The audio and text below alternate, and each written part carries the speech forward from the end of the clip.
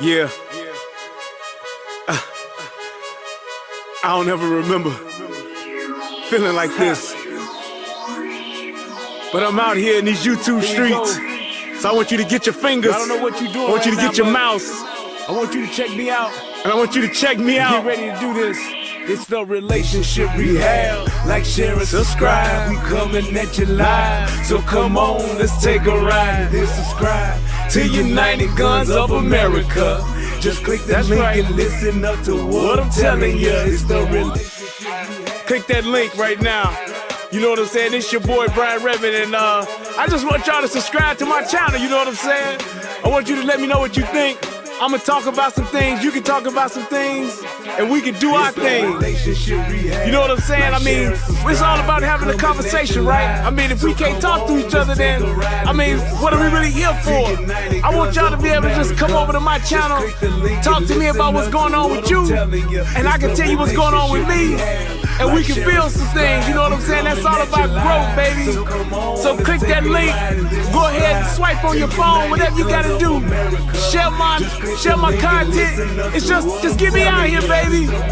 Cause we just talking, you know what I'm saying? It's like, I like doing what I'm doing because it's about the people. It's about us having a conversation with each other.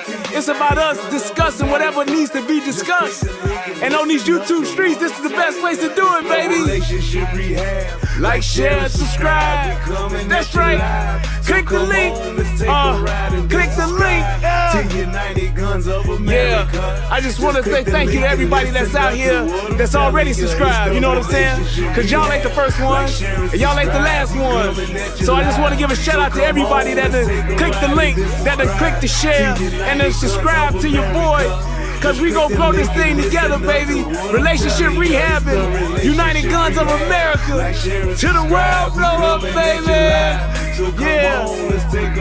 Click the link, baby. Click the link, baby. Yeah. Hey, I just wanted to send a shout out to all y'all. I love y'all. That's why I do this.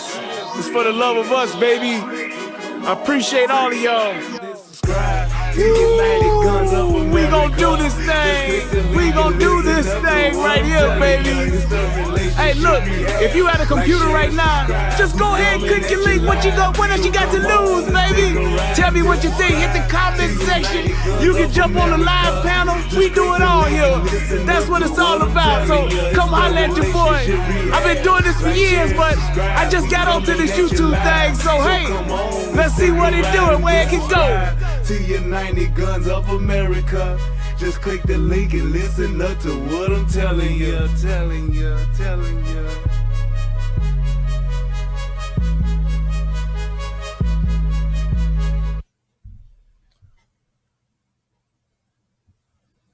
What's going on, everybody? It is your boy Brian Redmond, and yes, we are back one more time for yet another relationship rehab. I am your wonderful host, and I'm so glad to be here with y'all. And we are gonna have ourselves a funky good time tonight, baby. We gonna get high. That's what I'm talking about. Look, I just want to say this. This past few days of this whole Uvalde shooting thing, it has really been an ordeal for me. Just listening to the stories of the people that's actually there is been like, wow. It's something where, you know, we have bad things and tragic things that happen all the time, but it's like when you have something like this that happens with like kids, it's like it just hits different. And it's like just to see all of these people that were in this town and just like totally like devastated by this because it's such a small town and it's one of those things where everybody like knows everybody. Man, my heart goes out to those people.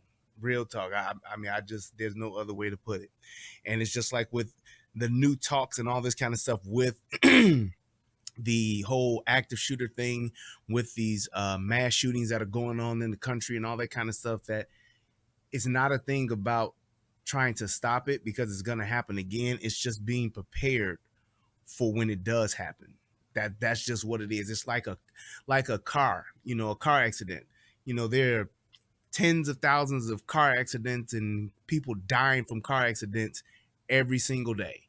You know what I'm saying? And when you look at that, it's a thing to where you're not gonna get rid of cars, but you're going to try to make it to where the roads are safer. You're going to try to make it to where the vehicles are safer. You're going to try to make it to where the technology, plays a part in those types of things. And I think that's kind of like, I wish that, the politicians that are so anti-gun, instead of having that conversation now, I kind of wish that they would more so get into that part and try to see how can we actually protect those that are in these situations, that could potentially be in these situations. Like, how can we protect our students going forward? This whole thing about new rules, more laws, new laws, it's all a bunch of hogwash.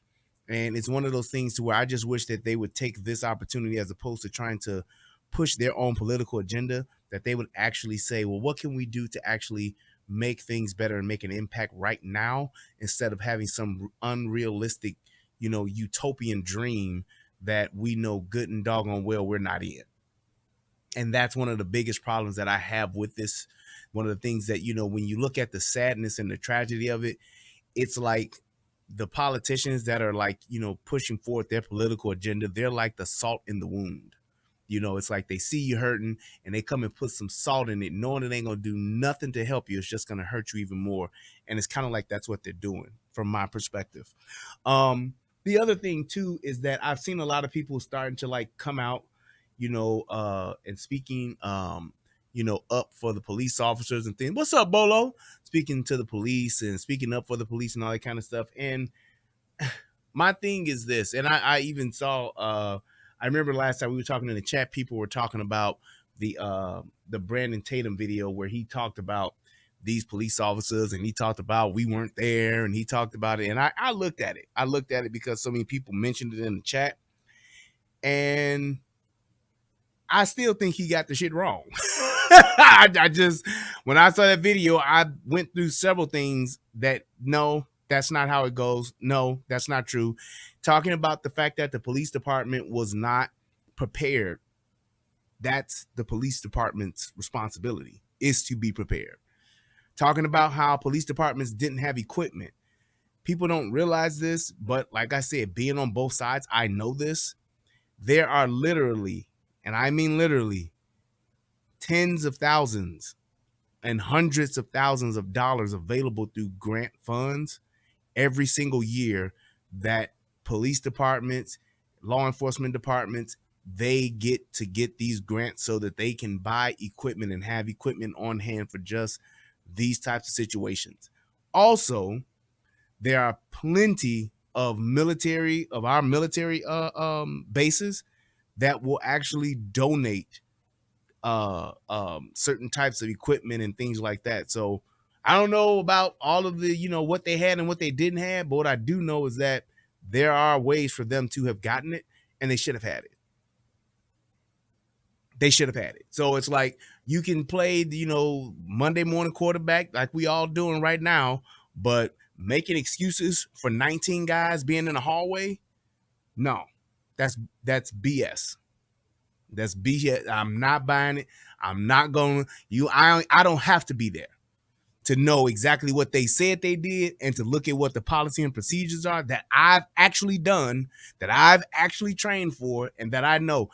They even had Fox News had an FBI agent, and they had a former, I think, Las Vegas police officer or something like that. They had them on.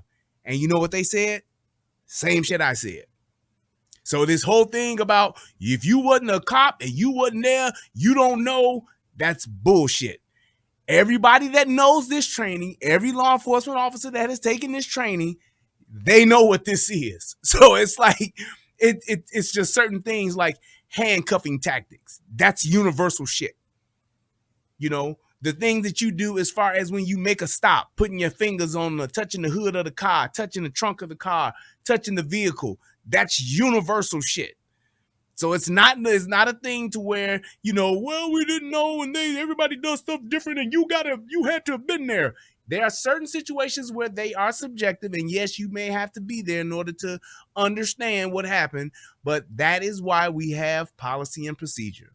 policy and procedure is just for these types of things so that you won't get it wrong, so that you won't do the wrong thing. And it's so crazy to me how people are trying to like figure out and try to find excuses and try to find things for these people to kind of like ease or soften the blow for these officers and trying to get these officers, you know, out of the spotlight. No, I'm not gonna do it. The same way I hold niggas accountable when I talk about how niggas go back and forth with the police and hold court in the street and get shot and get locked up, get tased and get their ass whooped, I'm gonna hold them to the same fucking fire. No way. I will not let any of those 19 motherfuckers in that hallway off. I'm not doing it. So anybody that want to debate, anybody that want to argue, say I'm wrong, whatever you say, whatever the hell you want to say, I'm not letting those 19 officers, commander and whoever else was there in that hallway off the hook. I'm not doing it. So anybody else that want to talk about this person said this and this person said that, if they not pretty much saying the shit I said, the shit that the FBI said, the shit that dozens of other police officers have said, I ain't trying to hear it. I'm just telling you right now, you're not going to be able to sway or change my thought about that. You're not going to be able to do it.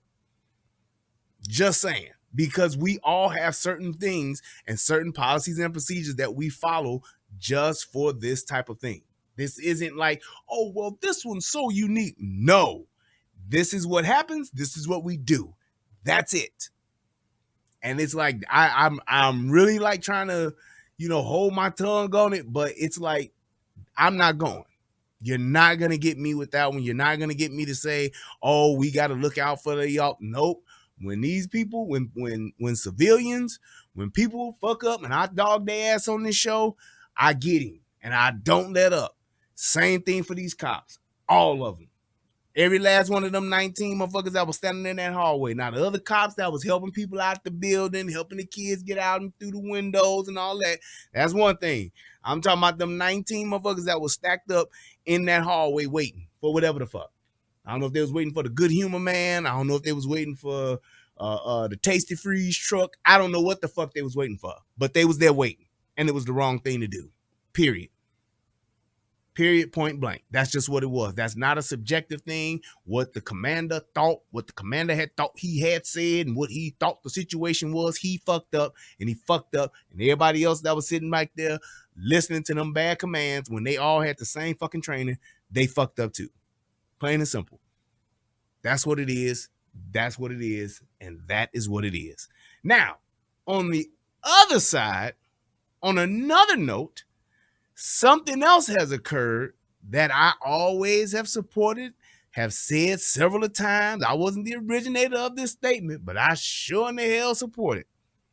The entire gun community, the all of the pro 2A advocates out here in the world should all be rejoicing, clapping hands, high-fiving, thumbs up, clicking the like buttons, whatever the case may be, when I talk about this next story real quick before we get into Donald Trump at the NRA. There was a woman who stopped an active shooter. She didn't do it with her looks. She didn't do it with her fat ass. She didn't do it with her nice round titties. She didn't do it with her selfies. She didn't do it with her Daisy Dukes on. She didn't do it with being naked. She didn't do it with nothing but a goddamn gun that she had legally purchased. That's what she used. She didn't use her sweet voice. She didn't let her hair down. Hell, I have not even seen a picture of this woman, right? She didn't stop him by twerking. She didn't do any of that. She wasn't giving no sloppy toppy to stop a active shooter. Although potentially, maybe offering some of these shooters some sloppy toppy could potentially delay it at the very least, or stop an active shooter. But she stopped them the good old-fashioned way. She was a good guy with a gun. Or a good gal with a gun. And she literally stopped a guy who was on his way to shoot up some people at a graduation party. Like to hear it? Here it go. It's time for another good idea, bad idea.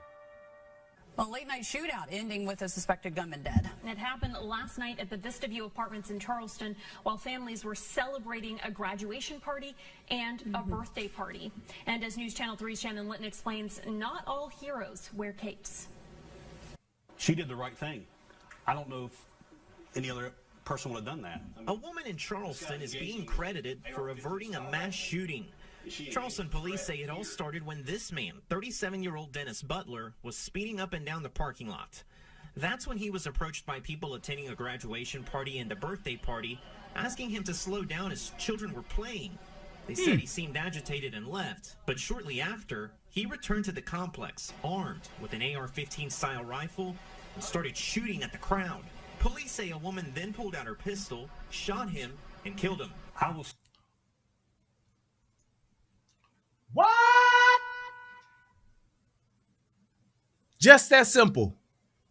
So when all of these people sit back and talk about we got to get the guns off the street, when all of these people talk about why don't y'all put the guns down, when all of these people talk about all of this shit that they want to do and all of the rules and regulations, the universal background checks, getting the gun registry, you should only buy a shotgun, all of that shit comes down to this right here.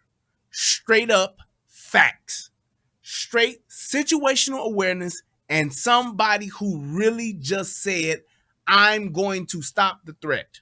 They didn't call no police and have to wait 3 to 5 minutes. They didn't play dead. They didn't hide behind a truck. They didn't do none of that shit. This woman stepped up, said, fuck it, and she pulled out her gun because she had one. Because she had one. And I have not seen the shooting, so I don't know how good of a marksman she was, but obviously she has trained enough to where she had enough experience and enough confidence in herself. That's why they call it self-esteem. It's called self-esteem. It's how you feel about your own self. She had shout out to Cat Williams, but she had enough within herself to actually shoot, and not only shoot but defeat this guy. Yes. And now, thanks to this woman, that nigga's in the upper room. The upper room with Jesus.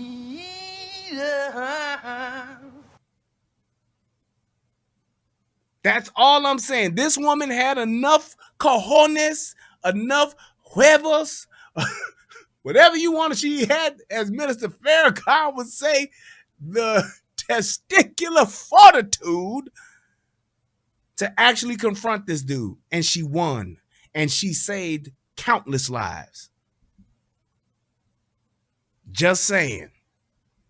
So when people talk about all that nonsense, when people try to tell you, we don't need no guns, you don't need to have what the army have. Well, I tell you like this, Mr. Sams, you must smoke crack, don't you, son? Because she did it, and she did a good job at it. Why? Because he's not here anymore. Plain and simple. I don't want to know why an active shooter is going to shoot somebody. I don't want to know what was going through the mind of an active shooter when he decided to. I don't want to know what led his active shooter to do. Nope. Once they walk down that path and they step out with that gun, put them down. Now, before that, if we can get them some help, get them some mental help and all that kind of stuff, get them a psychiatrist, a psychologist, put them in a mental institution, I'm all for that. But once they get that gun and they start walking out, walk their ass right on in to The upper room with Jesus.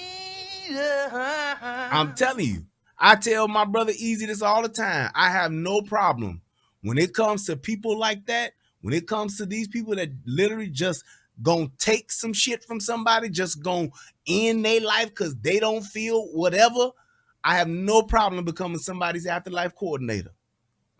I take pride in it. I'm gonna get you all squared away, sir, ma'am, whoever. Just hang tight. Let me go ahead and get you coordinated, get you set up. You can go meet Peter. You'll be able to, before this is all over, you'll be right on your way and they'll be checking you in before you know it.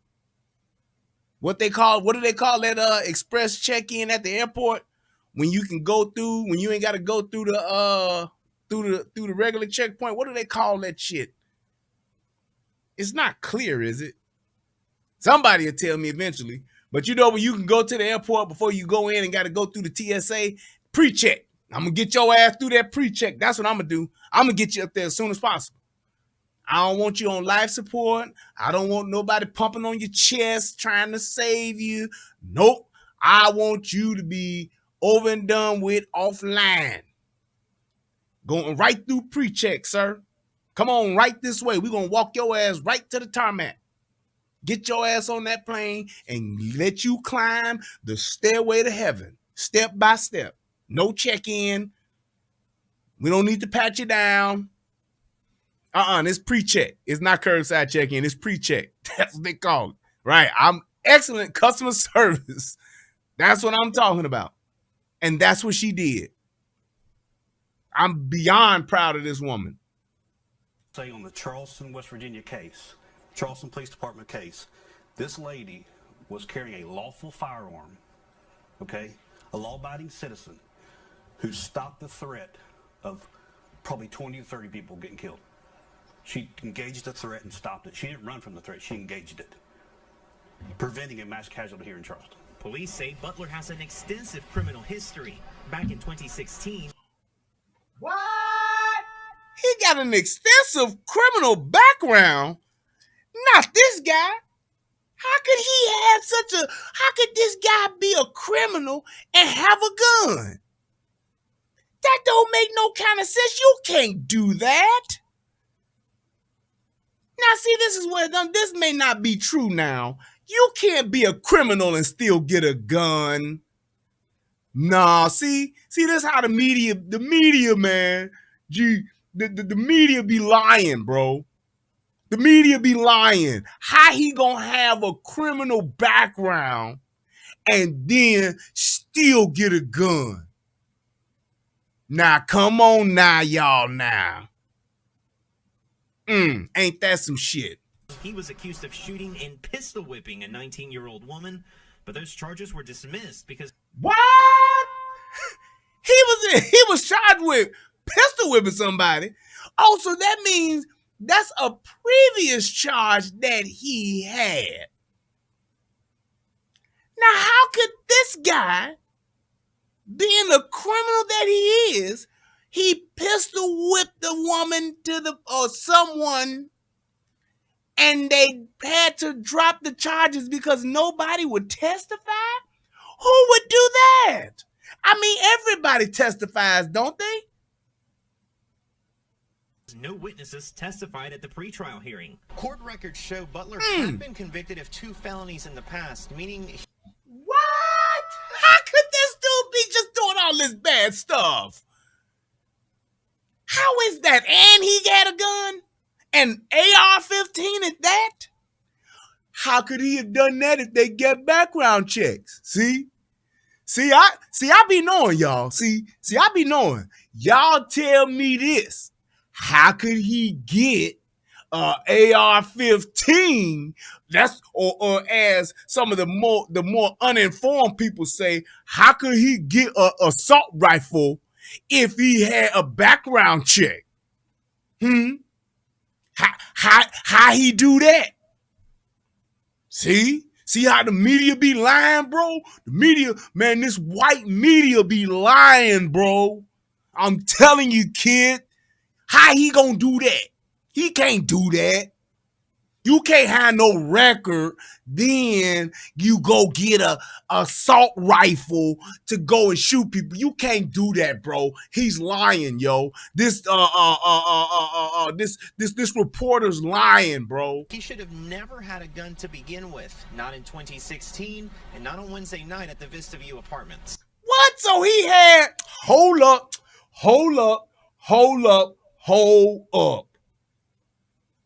He had not one, but two guns on two different occasions. How you get the guns, bro? See, this where the government be putting these guns in the neighborhood on the trains, bro. They be dropping the guns off in the hood, bro. That's what they be doing. That's how he got them, bro. It was the government that gave him them guns, bro.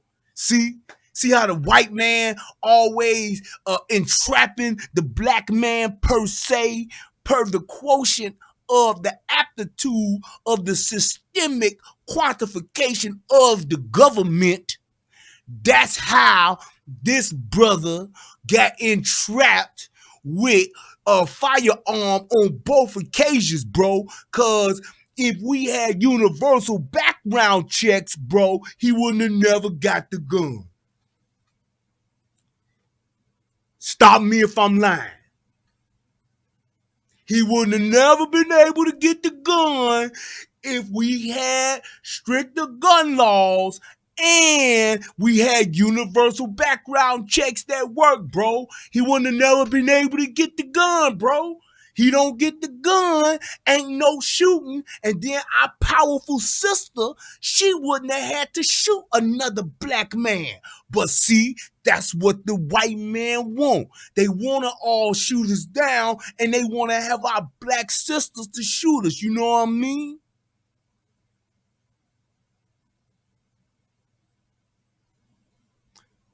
For those of you who may not be aware, Brian's being facetious. She's just a member of the community who was carrying her firearm lawfully, and instead of running from the threat, she engaged with the threat and saved several lives last night. Quick actions that avoided a massive tragedy as we continue dealing with the aftermath of a mass shooting that left 19 children and 2 adults dead in Uvalde, Texas. Shannon Litton, WSAZ News Channel 3, Charleston.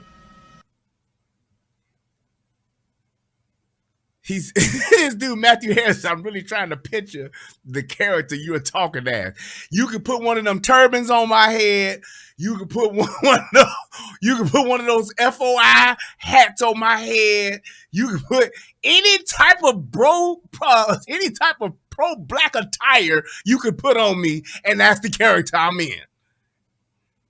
Because every nigga that gets some shit, that gets some criminal shit going some kind of way is some type of political or systemic problem from the racist system that we in that plays a part in our own self-destruction, bro. Not for once just saying, well, goddamn, if this nigga got an illegal gun back in 2016, maybe he got an illegal gun in 2022. Maybe he's had illegal guns since he's been out in the fucking streets. I mean, just saying.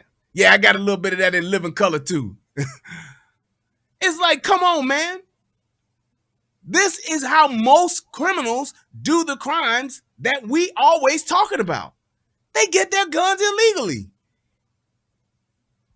Like, it's amazing to me how politicians think that that's so fucking unheard of. An illegal gun, whether you get it from a neighboring state or whether you get it from somebody's basement off their 3D printer, it doesn't matter. It does not matter. An illegal gun is an illegal gun. And the people, the criminals who commit these illegal acts, they don't give a shit if they got their guns legally. They don't give a shit if there's a law that says they can't have it. That's just like saying, if we make cocaine illegal, the drug dealers won't sell it. If we make heroin illegal, the drug dealers won't sell it. If we make methamphetamine illegal, then the meth cookers won't cook it because it's illegal. We just need more laws to stop it.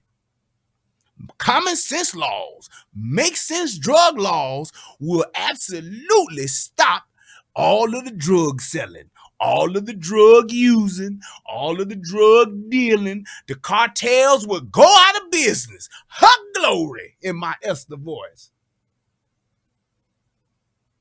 That shit is idiotic. Not a single fucking gun law affected this guy's fucking motive. Not a single gun law affected the time he pistol whipped somebody.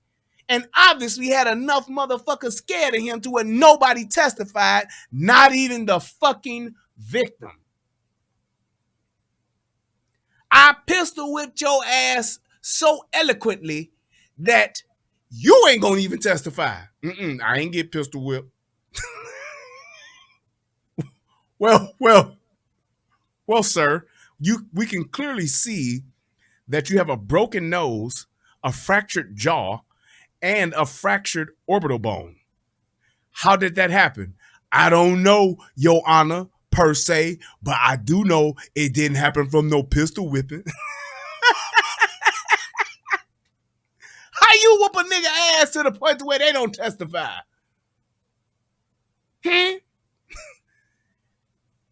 How? How do you whoop somebody's ass to the point to where they say, fuck it, I ain't telling on the shit that happened to me? Yeah, I know it happened to me, but I'm not telling.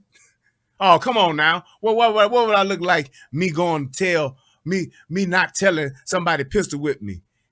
Yeah, I didn't tell that somebody pistol whipped me because, shit, I didn't want to get pistol whipped again. I never just did things just to do them. Come on, I mean, what am I going to do? Just all of a sudden just jump up and grind my feet on somebody's couch like it's you know, something to do? Come on, I got a little more sense than that. Yeah, I remember grinding my feet. That kind of boy, who would do that?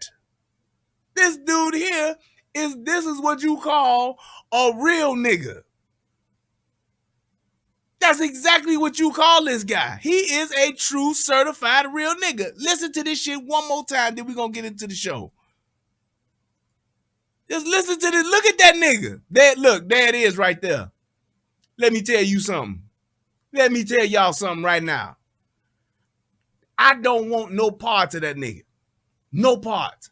If that nigga stepped, or if I had some brand new blue and white Air Jordan 13s, if I had on the brand new 13s, like fresh out of Foot Locker, and just stepped out and was like, ooh, I love my shoes, and that nigga walked by intentionally and said, fuck your shoe, nigga, and stepped on my motherfucking shoe, I look at that nigga like, man.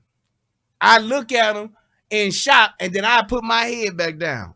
I don't want no parts of this nigga. I don't want to fight him.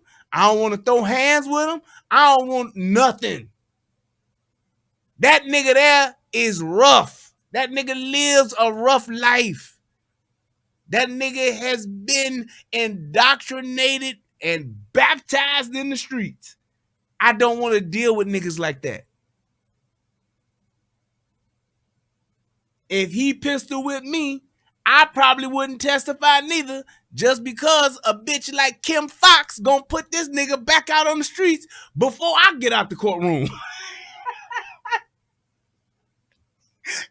Y'all remember in Shaft when they let the white boy out and Shaft still had that driver's license, but they was both walking down the steps of the courthouse at the same time, and Shaft flashed that license at that nigga like, yeah, I still got this witness though, nigga.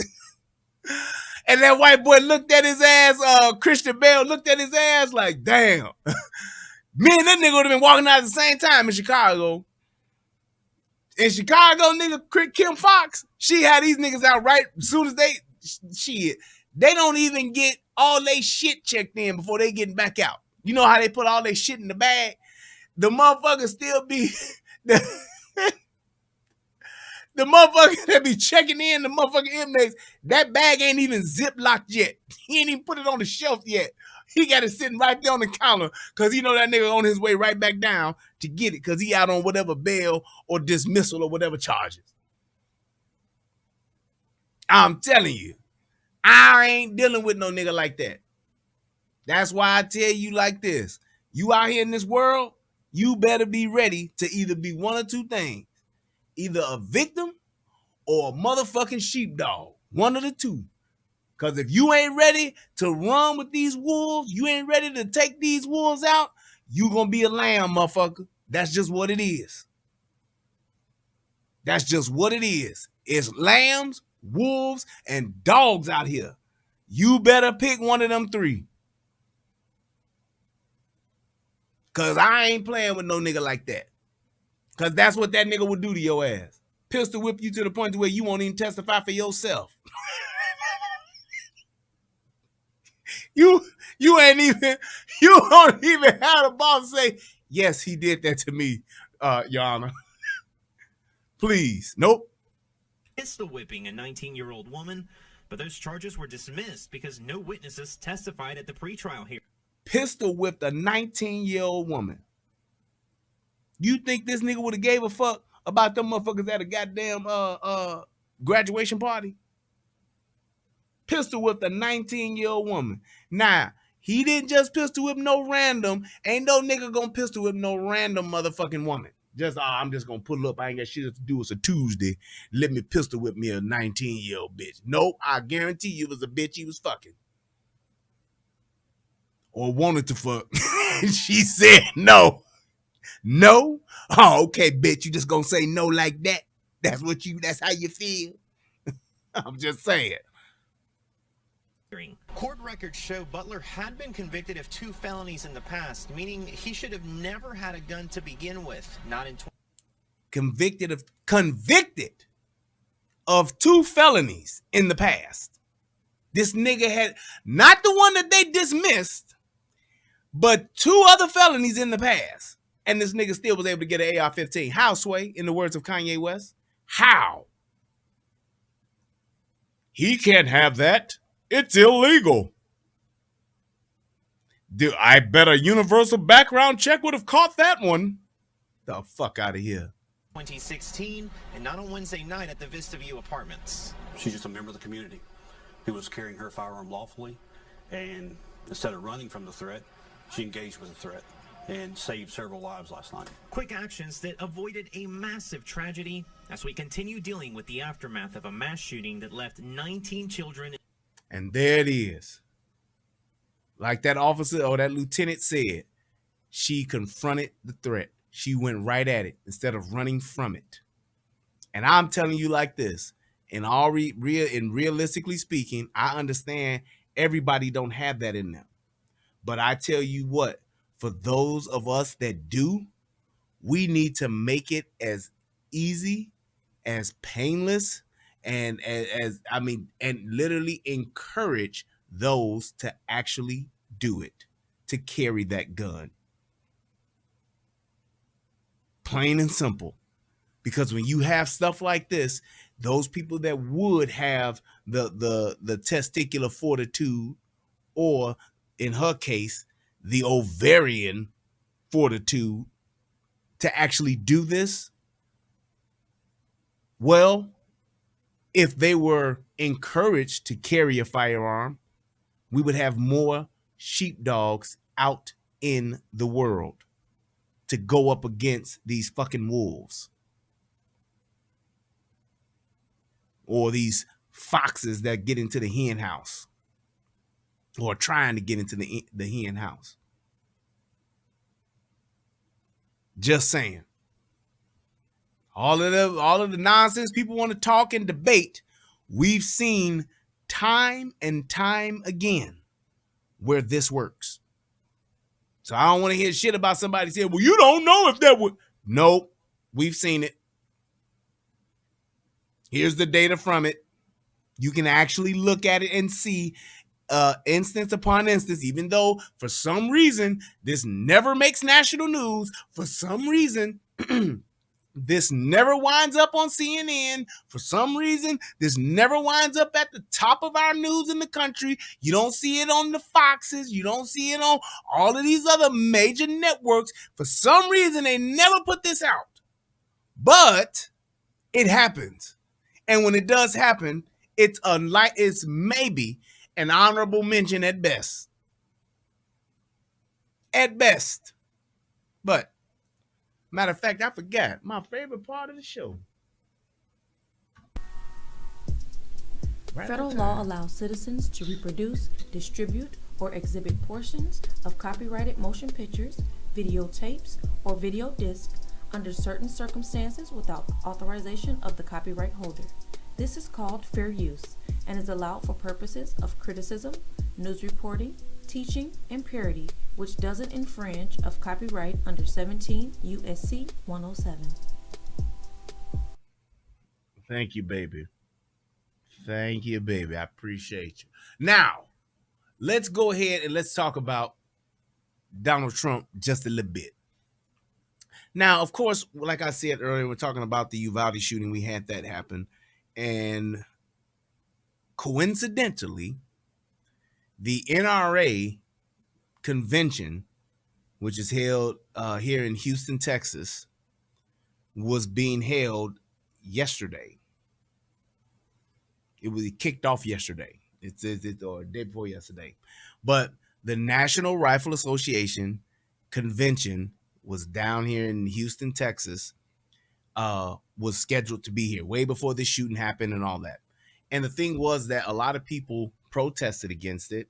A lot of people didn't want the NRA to still have their convention because some kind of way they're associating this tragic situation that happened in Uvalde. They're trying to actually blame the NRA for some cheap form of fashion. I don't know how the hell it's the NRA's fault, but the fact is, you people look at the NRA as the reason why we have been able to preserve the Second Amendment. They look at the NRA as to why we have guns. Whatever the case may be, I'm glad the motherfuckers are here. But that's just my personal opinion. But there were so many scheduled guest speakers that were supposed to actually be at this convention to actually speak for all of the people who want to go to the NRA, all of the people that support the NRA, all of the people that are pro-2A. This is a time that they get together just like any other organization or any other group or any other movement or any other association, how they have their annual conventions or whatever. Don't nobody go and protest the goddamn Essence Festival. Don't nobody go and protest the Woman Thou Art Loose conference. Don't nobody go and protest or got anything against manpower.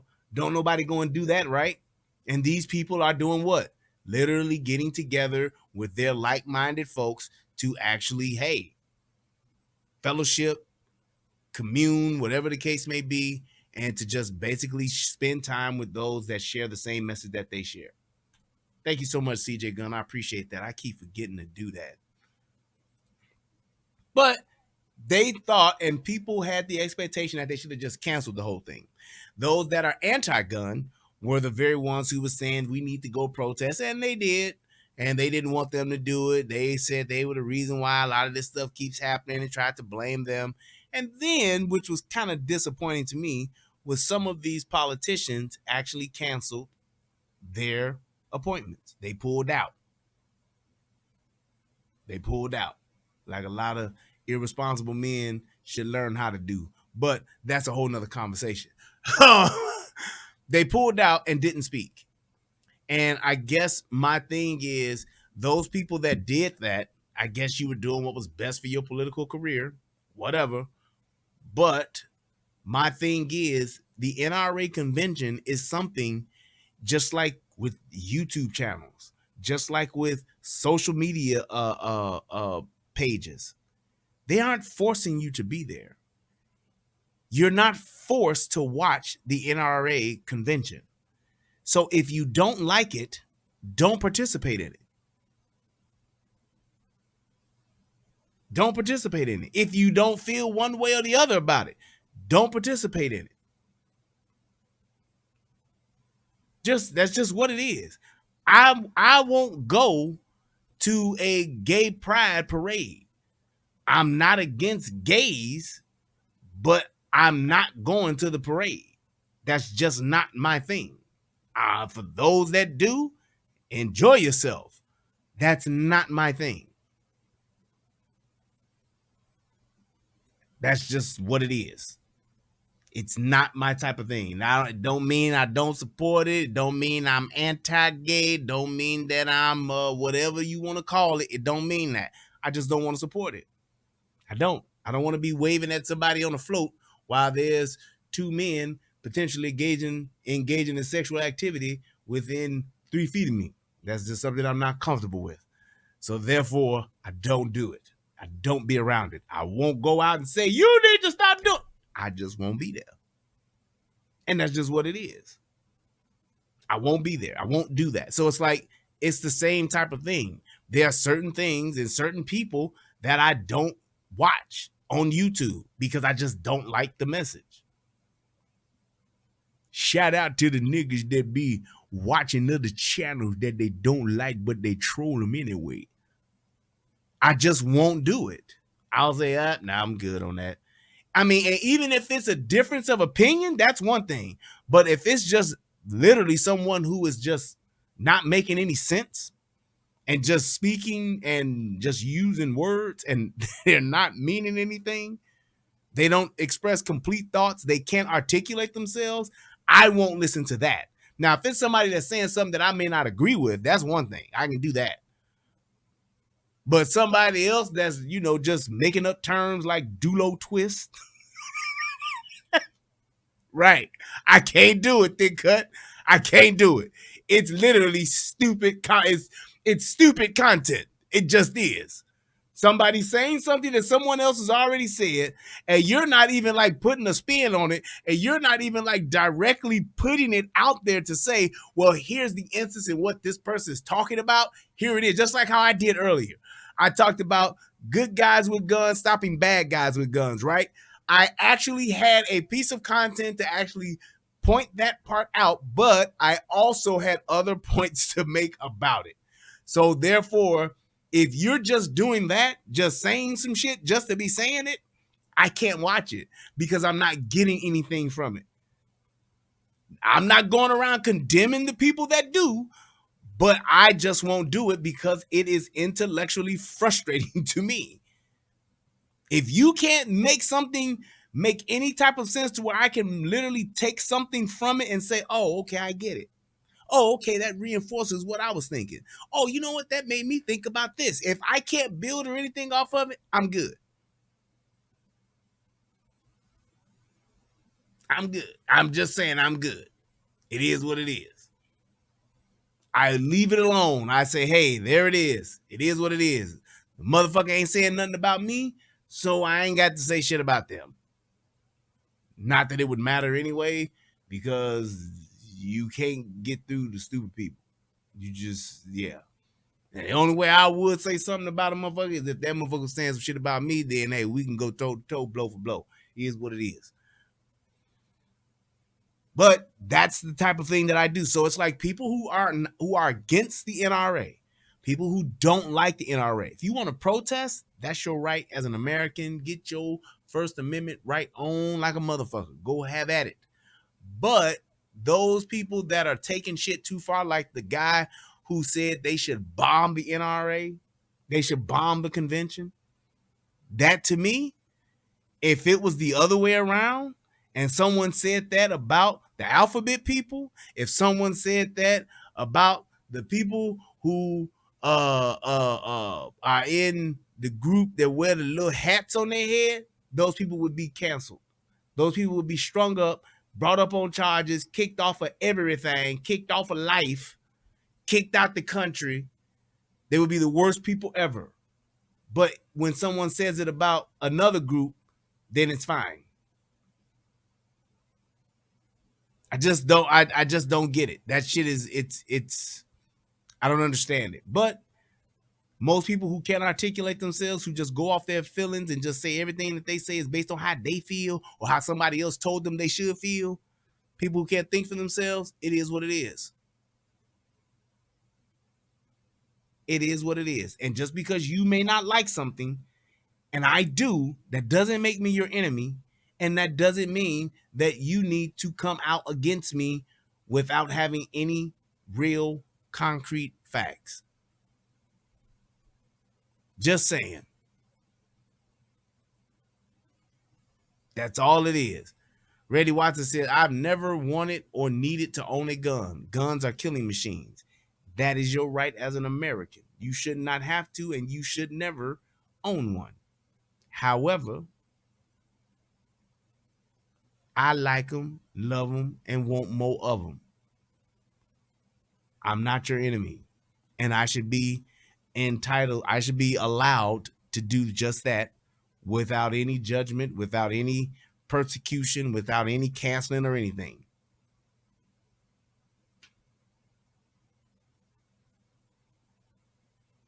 Exactly.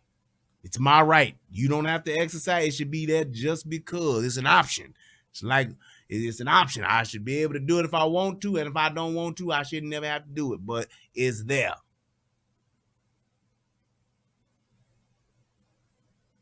Just saying. So with that being said, the fact that Donald Trump held true to his commitment, I salute him for that. And my thing is too, and one of the main reasons why I did this video is because a lot of people don't really know what goes on at conventions, first of all. And then for something like this, especially during this time, I salute those guys for changing. Well, if they did change their message, well, a lot of them didn't have this message. But the fact that Donald Trump tailored his message to the people in the moment, I salute him for that. And if he did it or his speechwriter did it, whatever the case may be, hats off to him. Because I think this is one of his best speeches that he's ever given. This is one of the best times I've ever heard him speak. I was really, really impressed. If he could stay in this lane and stay in this mode that he's in like now and get out of the petty finger pointing and shit like that and just literally like calling shit out the way that it is, I would love for him to stay in that lane. I don't like it when he gets into the bickering part of shit and bickers and acts like a bitch when he goes up against other politicians, especially ones he don't like. I don't like when he does that. When you're right, period. And when you have a great point and you can make it and articulate it, nobody can really ever, in any shape, form, or fashion, defeat you unless they literally are trying to keep you from speaking.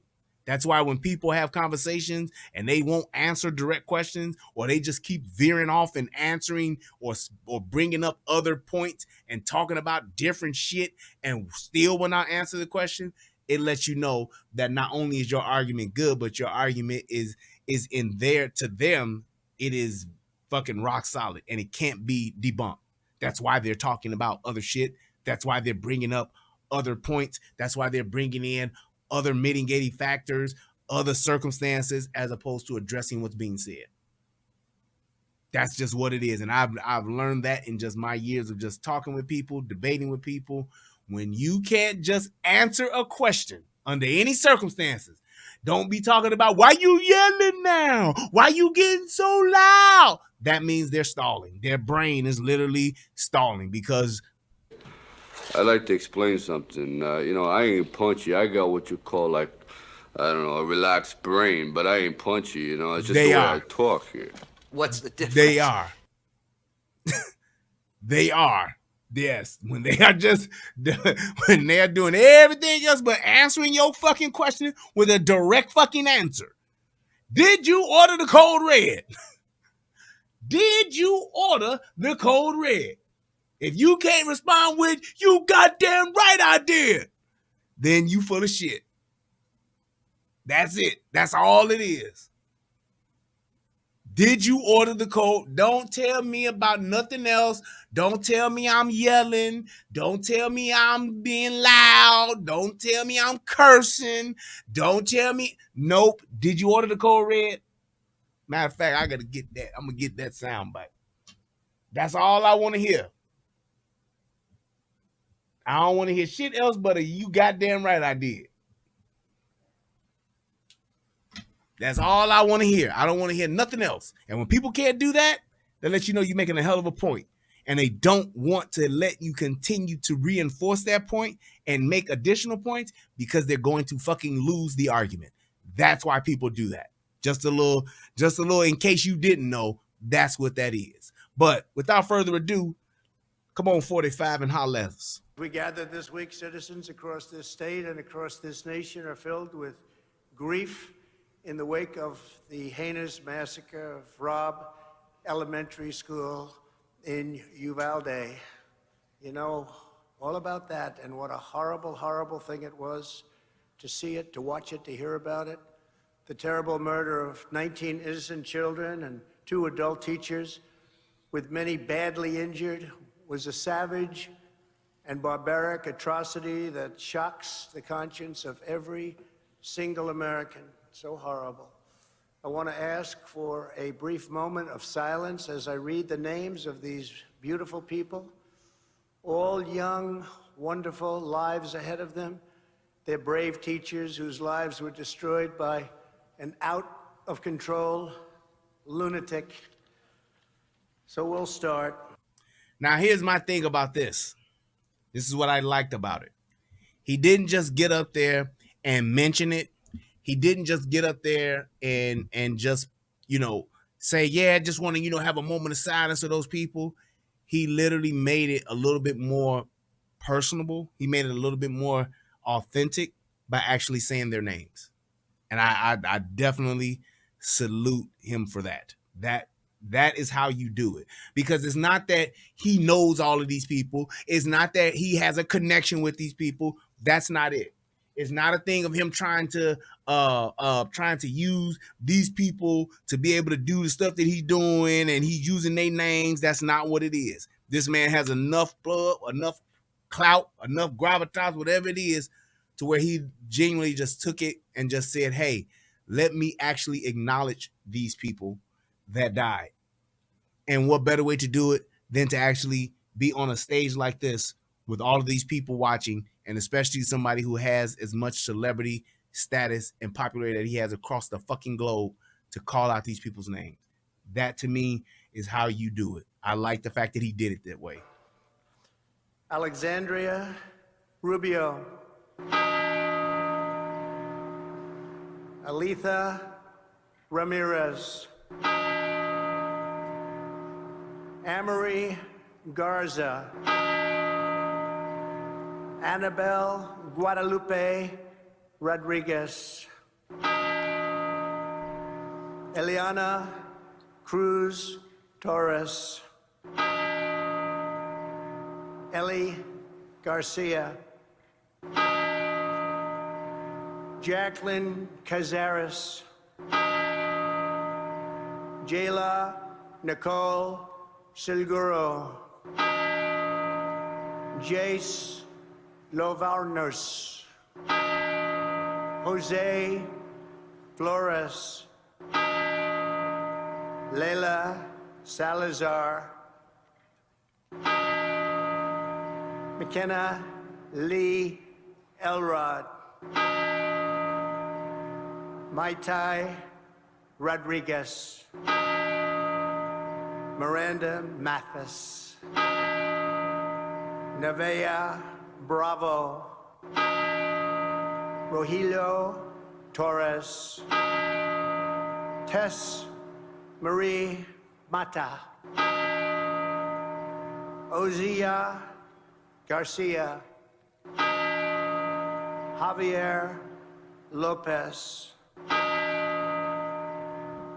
2 great and beautiful, brilliant teachers, Eva Morales, Irma Garcia.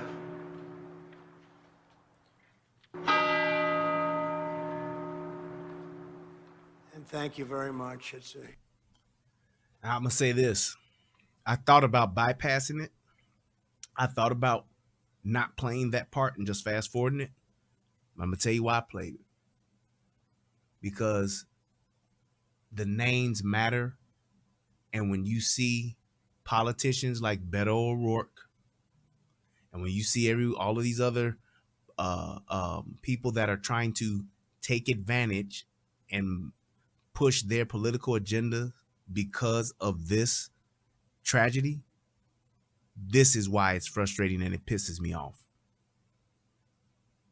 This is why you should be upset when you see people use their own, that when they use a tragedy like this to do something for their own political gain.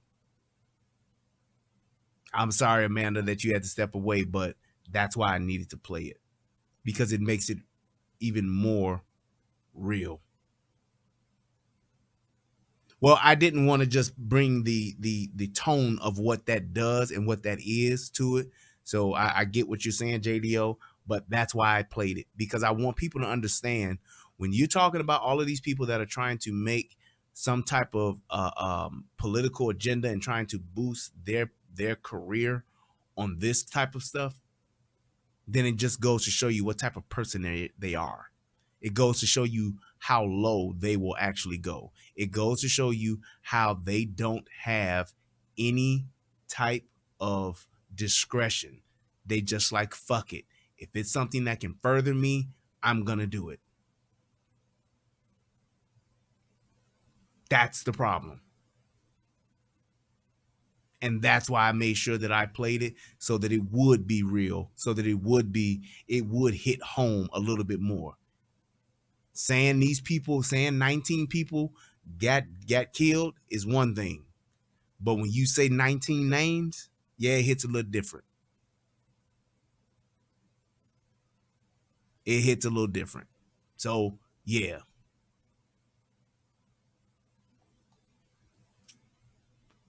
Randy Watson said, this man only has love for himself. Let's be real. No different than Beto using this as an opportunity for his campaign.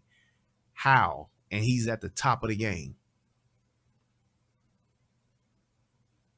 I would agree with you, Randy, if he was struggling in the polls. I would agree with you, Randy, if he was, at the bottom of the polls. This dude is literally has the Midas touch. Literally, like, he is the most popular Republican candidate, and right now in politics, period, he is the most popular candidate. If anybody could have walked away from this and not spoke, it would have been him, and it wouldn't have hurt him one way or the other.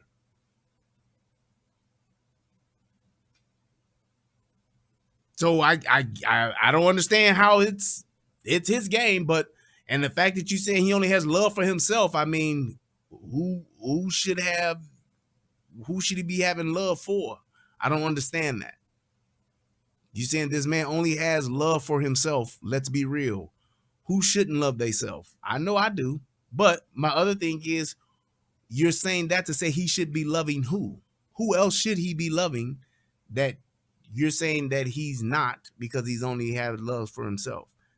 Because we don't know this man personally, so we don't know that. But who else is it that he's not showing love to that he should be? Just going off your words. Fuck Abbott, Cruz, Beto, and Trump. They all push political agenda. How and when? Because all I've heard those other guys talk about are ways to make our schools safer. Well, Beto didn't. Beto was talking about laws. But Abbott, he was even pissed off that he got misinformation from the fucking police. I didn't see Cruz speak. I know he spoke at the NRA, but I didn't see his video. But I'm just saying, what political agenda is being pushed here? And please point it out. Point it out to me. The only thing that I believe that he did here was just show, number one, what his thoughts and opinions are of what's going on, and his support of the NRA. If you want to call that political agenda, I guess you would be right in that instance, but he's actually showing support for a group that he obviously supports has been supporting. It ain't like he just recently got on the NRA bandwagon.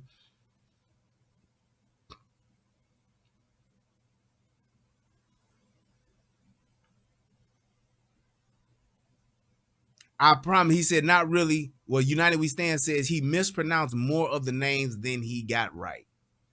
That's not true, but he probably did mispronounce those names, some of those names. Who doesn't? I know school teachers who can't get kids' names right. So is there something wrong with them?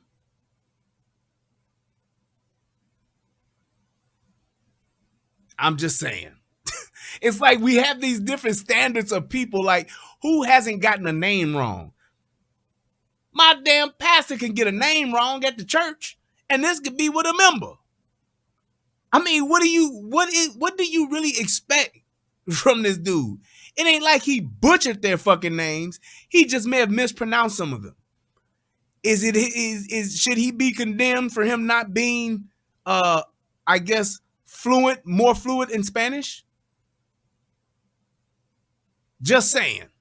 Is that what it is? Is that really the crime? Is that really the wrong thing here? Thank you, CJ Gunn. How about his intention, though? Was his intention bad? It's like we love to actually say it is not actually extremely disrespectful to speak those names incorrectly. That is not true. That's not true. That's just like when I was talking about the guy who was doing that. What'd that do? His name was something Leolia. His name was difficult to pronounce. Even fucking Al Sharpton was mispronouncing his name, calling the motherfucker Loyola. I mean, Ben Crump was mispronouncing his name, and he was representing the motherfucker. I guess that's extremely disrespectful. Y'all kill me with this shit.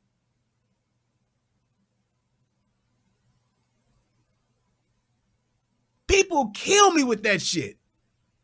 But if it was their mama up there saying these names and her half uneducated ass or her dumb ass was fucking it up, they wouldn't say shit then. Or how about this? Let's just call a thing a thing. How about when it's actually people that are Hispanic fucking up American names? How about when people that are Hispanic fuck up the English language? Do we call that extremely disrespectful?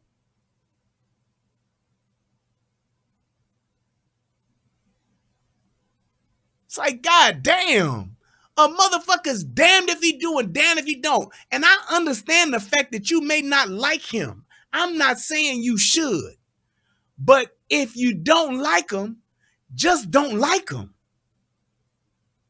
Don't hold him to a standard that you don't even hold yourself or another motherfucker that you know to. Because I'm quite sure you know some motherfuckers who don't speak the King's English properly. Are they extremely disrespectful? No.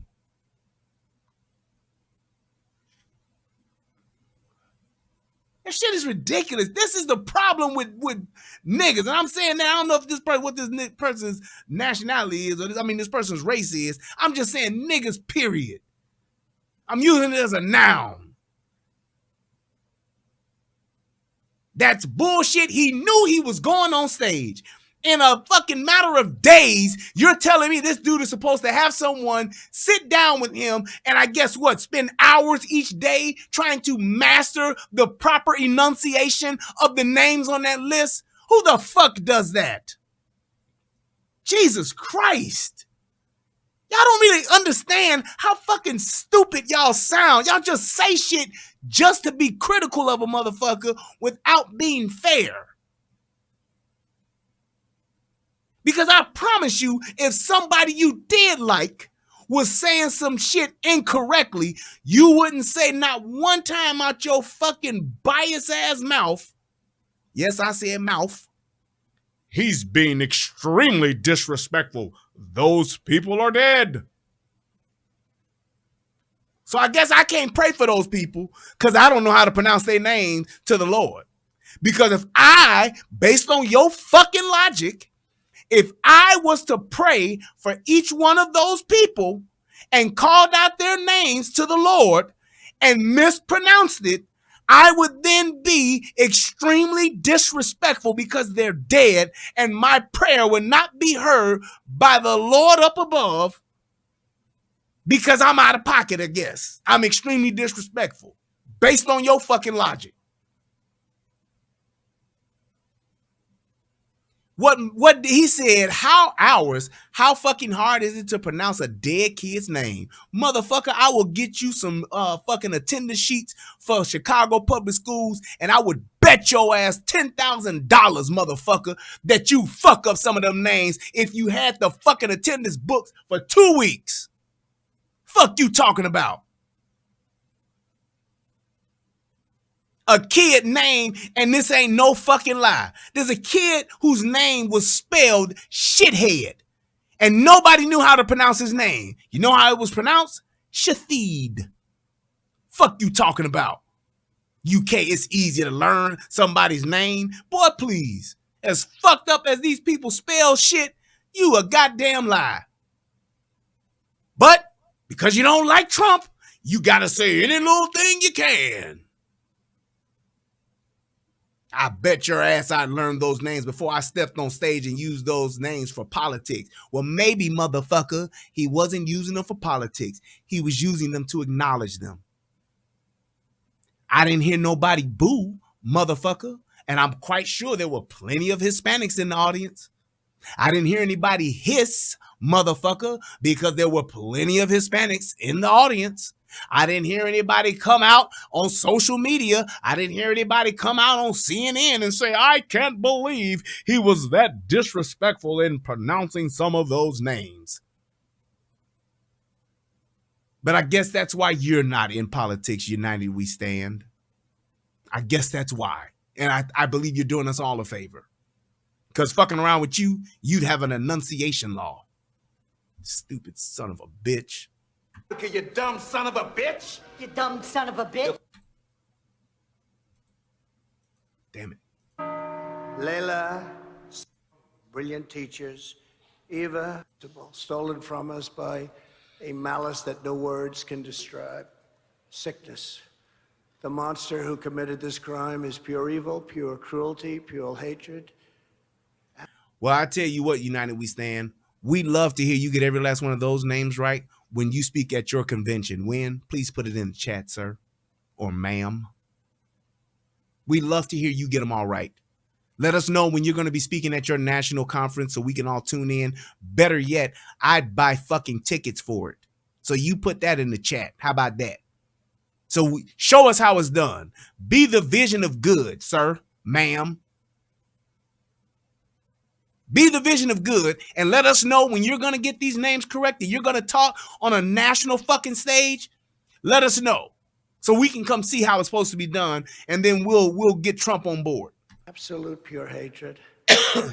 And while those he slaughtered are now with God in heaven, he will be eternally damned to burn in the fires of hell.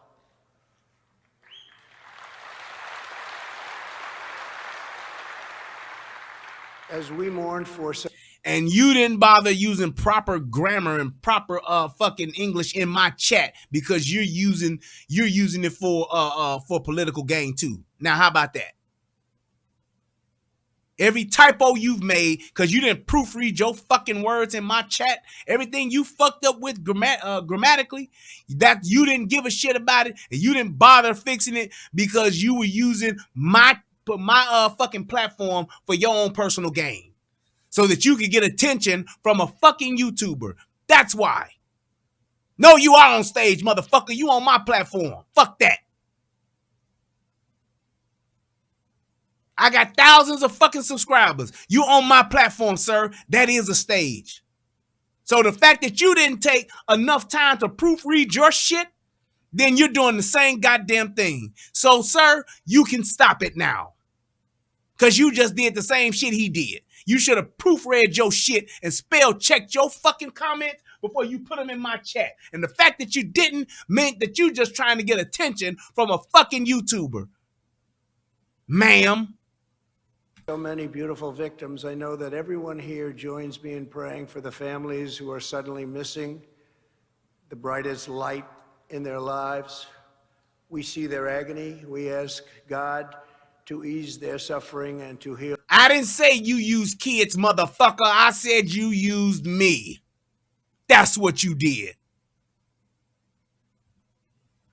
You was trying to get by on my laurels, motherfucker. What they did, what they built, what they gained. You trying to live off my laurels, you motherfucker. Nah. Shout out to Tommy Sotomayor. How about that? How they say shit about you using kids for, I don't know what the fuck that shit is, politics D, motherfucker. But again, you are out of line, sir. You using my platform for your own personal attention and your own personal gain. So you just as bad as Trump. Now shut up. Or better yet, Sit your $5 ass down before I make change. Feel their pain, and together we grieve side by side as one great American family.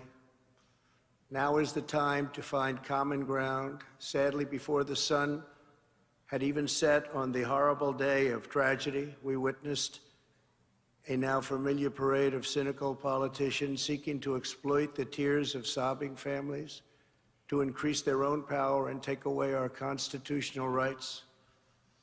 Every time a disturbed or demented person commits such a hideous crime, there's always a grotesque effort by some in our society to use the suffering of others to advance their own extreme political agenda.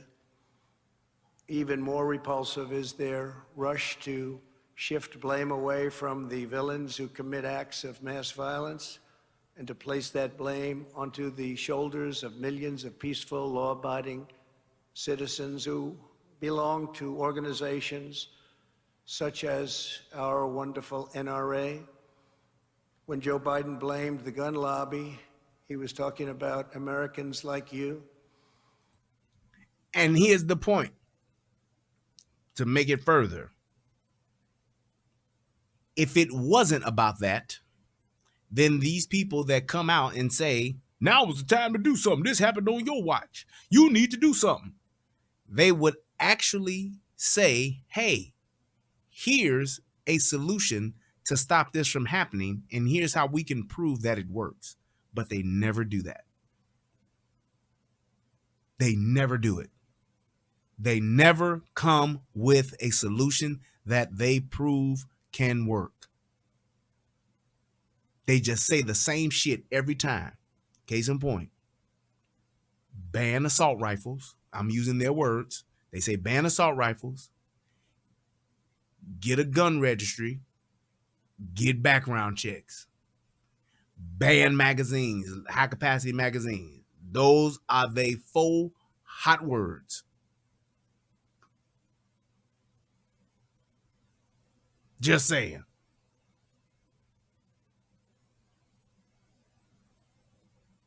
Just saying. That's what they do. No, they can't say, hey, here's how a gun registry will stop active shooters. Here's how banning AR-15s and AK-47s and assault rifles would stop an active shooter.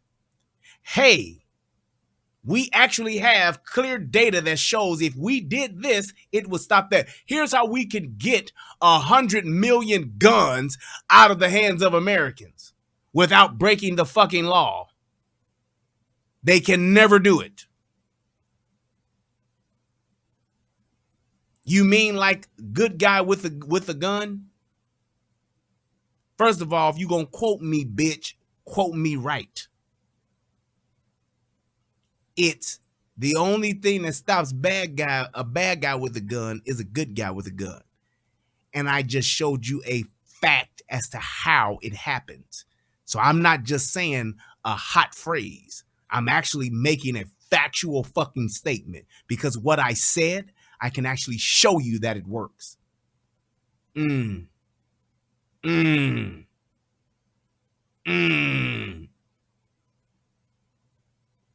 See what I mean? That's the difference between people like you and me. That's why I'm better than you, because I can actually back up what the fuck I'm saying instead of just saying something because I'm in my feelings, because I'm having an emotional day and I can't control my thoughts and my words. See, I can actually deal with my emotions. I can process my emotions, and then I can come right back and I can actually articulate myself. Unlike motherfuckers like you who just literally talk for the sake of talking because you sitting in your basement with your white CRT monitor and your white computer tower with your dial-up AOL modem going. You probably on AOL 8.0, and this is all you got. Your mom's upstairs watching the Late Show, so that's why you can't be up there. So you got to go downstairs in the basement and use that computer, drinking your Monster Energy drink. Yep. Finishing off the last of the meatloaf she made for you. That's what you're doing. That's what you're doing. The other window you got opened up is the chat that you got going on with the only fan chick you got, or whatever chick you got on your little porn site tonight that you gonna get up with. Send her about $50 so you can go ahead and beat your meat and go to sleep. And that's about it. So yeah, that's the difference. I actually can articulate myself, and I can not only articulate myself, but I can support what I'm saying with facts while you're in your basement.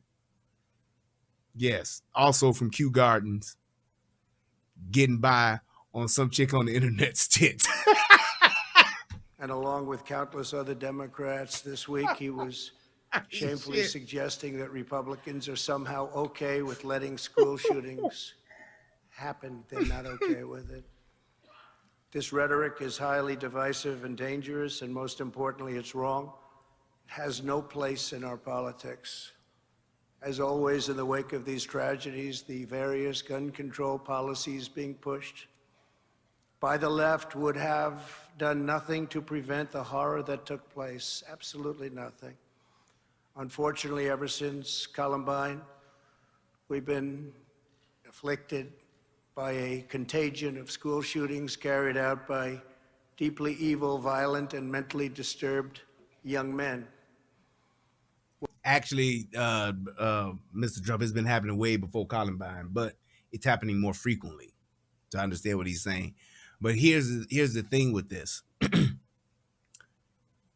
The laws that these people want to enact, the laws that these people are saying we need, and even, I think it was Whoopi Goldberg said the other day that they need to just do away with the Second Amendment.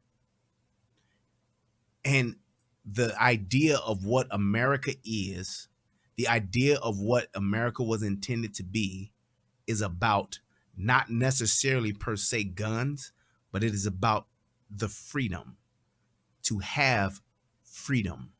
That's why they broke away from the British, because they did not have freedom. One of the tools that provides, and not only provides, but continues to ensure freedom, just so happens to be guns, which is why they wrote that in the Constitution like they did. That's why it's the second one, because the first one was about I should be able to say whatever the fuck I want, and the second one is I should be able to keep this fucking gun so that I can continue to say whatever the fuck I want. Because if I don't have this gun, my government will stop me from saying whatever the fuck I want. Would you like an example of that? North Korea. Would you like another example of that? Venezuela. Would you like another example of that? Russia. Would you like another example of that? China. So I'm not just making a statement to make a statement. I'm actually supporting it with facts.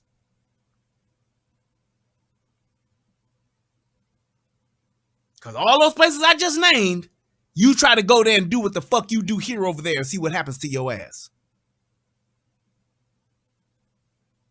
DeBell 5000 said, why is parenting never questioned? Thanks for the donation. Why is parenting never questioned? Well, actually, Trump is going to mention that. But here's the thing. I can tell you why parenting is never questioned, because most of these kids that do this, most of the parents that have children that do this, they are those parents, if they're even there, they let their kids do whatever the fuck they want. And even when their kids show signs of being this type of kid, they don't want to acknowledge it. They don't want to admit it. Like the kid who the father brought the gun and the kid got the gun and went to school with the shit. Like, you knew this kid had fucking issues. You knew this kid had fucking problems. You was just up at the school when he did the stupid shit. Right before he did the stupid shit. But in our country, how do we have it? You can't tell my kid nothing. Don't you say nothing about my son. Don't you say nothing about my baby.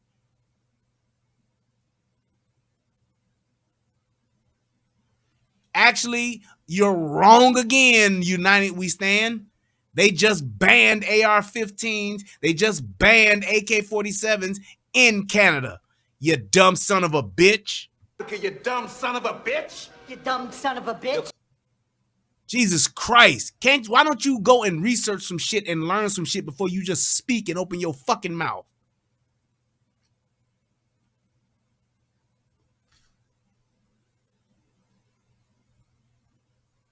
You could barely get those fucking guns over there, and now that you can't get them, the ones that got them, they gotta turn the motherfuckers in.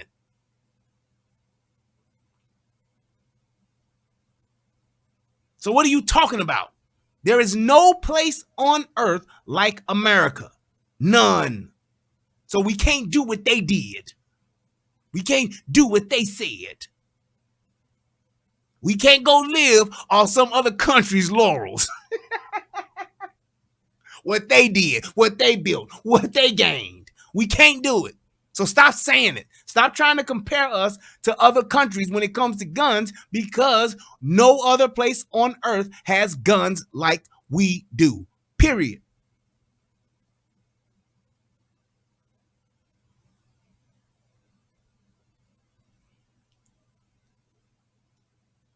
You can't own guns in Canada. God damn. See how extremely disrespectful you're being, sir? You're not saying what I said. And you got that comma with and they without a space. Extremely disrespectful. And you just did it again. Jesus Christ, man. Well, we don't yet know enough about this week's killing. We know there are many things we... Yes, but it's regulated, sir. I can't go buy 20 guns in fucking Canada. I could do that here. That's my point. Say that question for me to the end, Calvin. I can't do that. But let me go ahead and add insult to injury, because I just like slapping your ass around verbally. So you said no other place shoots up kids like we do, period. All right. So here's how you would compare that. You would compare the school shootings that we have. You would compare the AR-15s that they're trying to get rid of. You would compare rifle shootings to other countries, right? How many rifle shootings do we have in America on average? It's about 400, 450 of those shootings. It's less than 500. Now you show me a country that's as large as us that has less than 500 shootings. 500 murders, I mean. Then you'd have a point. How many people are in Canada? How many people are in America, sir? I know you don't know. But let's find out. I got time.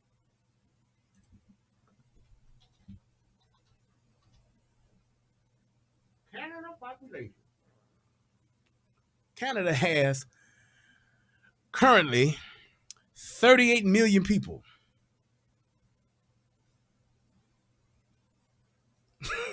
You see how stupid these motherfuckers are?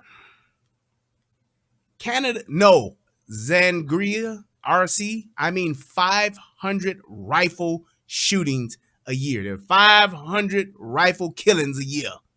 Less than. It's about 400. I want to say it's like 433 or 463 or some shit like that. Canada got 38 million motherfuckers. 38. Like a pistol. Revolver. 38 million. You know how many people are in good old the US of fucking A? Thank you, Mike Honda. 455. Told you. You know how many people in the USA? You dumb son of a bitch? Yes, I'm insulting you because you're insulting me and my intelligence. 325 million. Give or take a few hundred. Give or take a few hundred illegal aliens we got here. Give or take a 500,000 or so illegal aliens we got here. We got on the books 325 million motherfuckers here. You see how uninformed you are? Exactly. Your comparison is dumb as fuck. You're trying to compare what a nation of 38 million motherfuckers do against a nation of 325 million, sir. That makes no sense. So stop trying to battle me because you can't do that. You can't do that. Jesus Christ. I said that earlier. You can't compare what's going on in America to other countries because other countries ain't going to have this problem on the level we have it because of our size, because of the amount of guns that we have. You can't do it. And because of the freedoms and the laws that we have. Now, if we had another country that was just like America, then I would get it. You would have a comparison. Name a country that is just like America. You can't, sir, ma'am. He says, and gun owners are the severe minority. Where? Where are you talking about? Zangri? We regulate guns just like we regulate clip sizes. The only difference between other countries and us, we allow citizens to openly carry military-style weapons. Okay, so, all right. United We Stand, where are you from? And where do you reside currently? In the U.S., most guns are purchased by repeat customers. That's not true. Like, I don't know, where the fuck are y'all people living? Under a fucking rock or just in your mother's basement? Do you realize, just Google the numbers of the increased firearm sales and firearm owners since 2020. 2019 till today. 2020 till today. What are y'all talking about, man? What the fuck are y'all? Y'all just be talking just to be talking. Gun regulation is nothing. He said. You see how I asked a straight question and he wouldn't answer? You see? There we go. Here we go. Here we go. Here we go. Talking to this nigga and he won't answer a damn thing. He talks about this, he talks about that, except my fucking own question. Just answer my question. Where are you from as far as your country? Where do you reside? At least if you're in America, what state you in, motherfucker? Where you live? Where you grow up? Jesus Christ. Gun owners own multiple firearms. The majority of Americans do not own guns. That is not fucking true, man. Damn. Y'all motherfuckers, man. I'm telling you, this is why, I'm gonna give y'all, let me just make this point.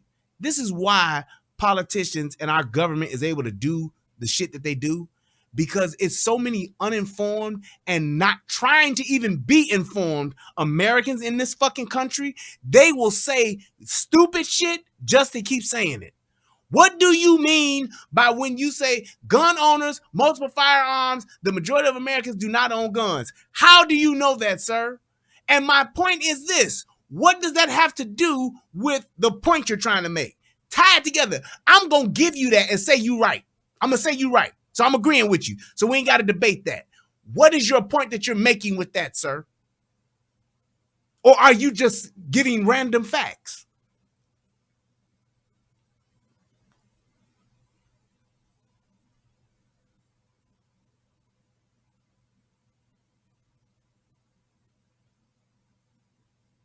I'm asking the question, and I hope that they answered it. You see the other person still ain't answered and told us where they from. United We Stand ain't told us where they from. Show me any other country with as many school shootings per capita. None of them are close. You are right, sir. Show me another country that has the freedoms that we have, and they're not even close. You're not going to come close. What are you talking about? Jesus fucking Christ. The minority is becoming a detriment? A detriment to society? The minority is becoming a detriment to society. By that logic, sir, you would say that since the statement you made is that the minority of Americans are the ones that own all the guns, so you would say that all of the minorities, that all of the gun owners in America, we are now the detriment to society, whether we've committed a crime or not. Fuck the fact that the violent criminals, the people that commit the violent crimes, that over half of them are niggas. You just saying that in general, all the people that own guns are the ones that are the detriment to society. Yep, that's a really smart statement. That's just like me saying 600,000 people that die from cancer every year. And all of those people that get cancer that die, they're a detriment to the hospital community. They're draining hospital resources because they got to go to the doctor.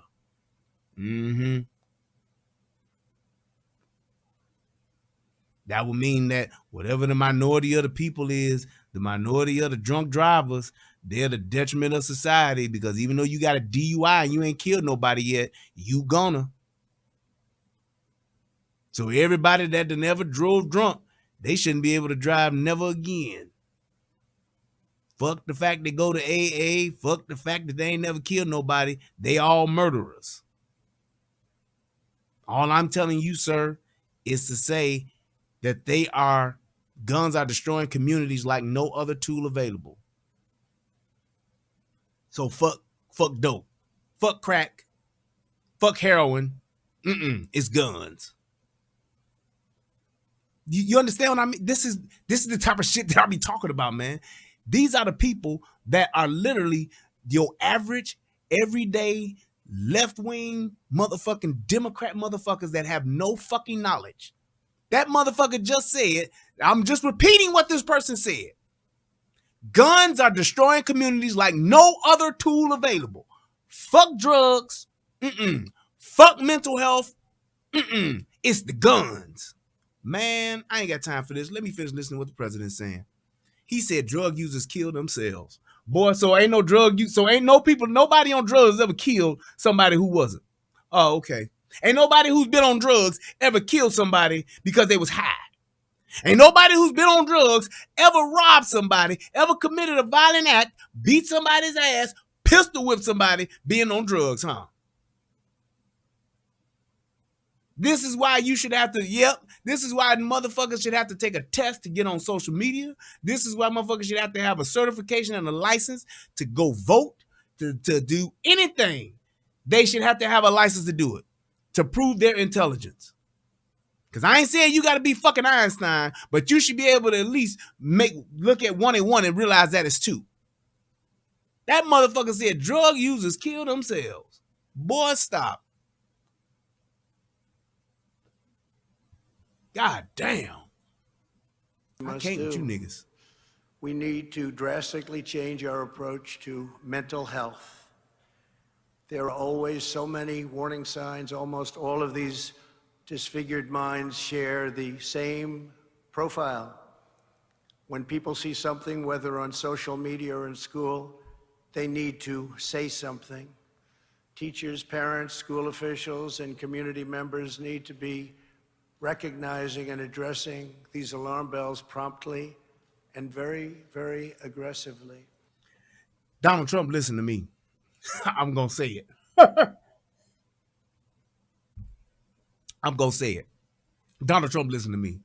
Because I said that these motherfuckers, when you post some shit on social media like that, and just, I don't give a fuck if you was joking. I don't give a fuck if you was frustrated. I don't give a fuck if you had, that shit should trigger in the algorithm. Since we got algorithms that watch everything else a motherfucker type or say, it should trigger something in the algorithm, and your ass should literally get some type of intervention from law enforcement, and should have to have some type of mental health evaluation. Point blank, period. Straight up. You make a statement like that on your social media, I don't give a fuck if you say, I got hacked. So what? Go through this, nigga. You got to sit, talk with the police. You got to talk with a psychiatrist, and they got to clear your ass. Plain and simple. And look, I'm going to tell you like this, so y'all can stop this, because I don't want y'all to sidetrack my show anymore. I've made my point time and time again.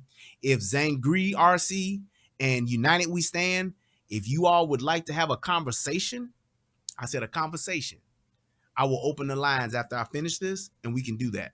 Otherwise, I'm done. Just don't manipulate don't manipulate the chat, and do not go off topic. That's what I'm asking you to do right now, because y'all are just making fucking statements and think that because you put LOL behind it that it means something. So I'm just asking you to do that now. Thank you.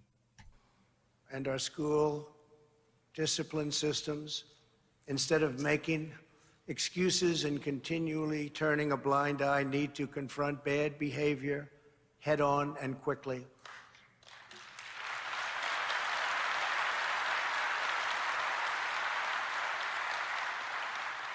And clearly, we need to make it far easier to confine the violent and mentally deranged into mental institutions. We have also, very importantly, got to deal with the problem of broken families, because no law can cure the effects of a broken home. There is no substitute for a strong mom and a great dad. Now, I don't get the whole strong mom and great dad shit, but having a stable family when it comes to mother and father in the home, when it comes to having, and I've always said this, I don't think it just stops with just mother and father.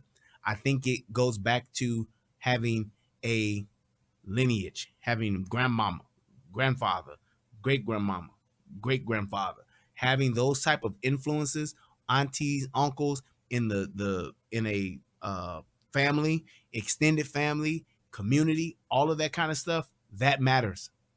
Because sometimes you have parents, whether it could be the mother or the father, that may have some shit wrong, and they need an auntie or uncle or a grandmother or a grandfather on either side to actually come and set their ass straight.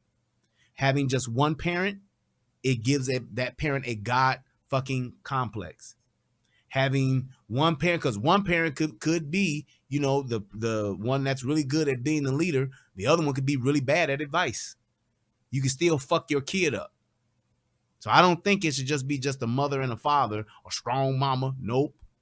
I think it needs to be a feminine mother. I think it needs to be a nurturing mother. I don't need no strong ass woman in my life. I'm good.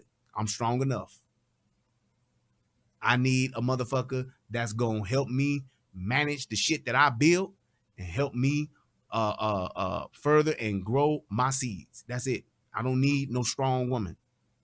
I don't need no fucking competition in my house. I don't. I need a help meet, a motherfucker to help me meet my goals. That's it.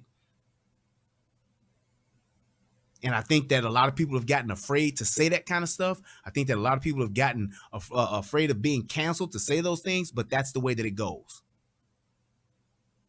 And especially what's so odd is that the Christianity doctrine says it just like that. It's God, Jesus, man, wife, children. That's the pecking order. Ain't no, oh, we both together. Nope. I'm the owner, you the manager. I own this motherfucker, but you the GM. That's how it goes. I don't know why people don't like to say that shit. I don't know why people don't like to really just acknowledge that and say what it is, but that's what it is. We always trying to sugarcoat that shit. We always trying to, I'm a tiptoe. Stop tiptoeing around it, because I'm telling you right now, you can clearly see what happens when women are in charge. Look at the black community. Women are in charge. Most fucked up community on planet Terra, black community. Only thing that would be worse than that, if it was a community solely ran by children. They're the only ones that could do it worse. Because kids are some cruel motherfuckers.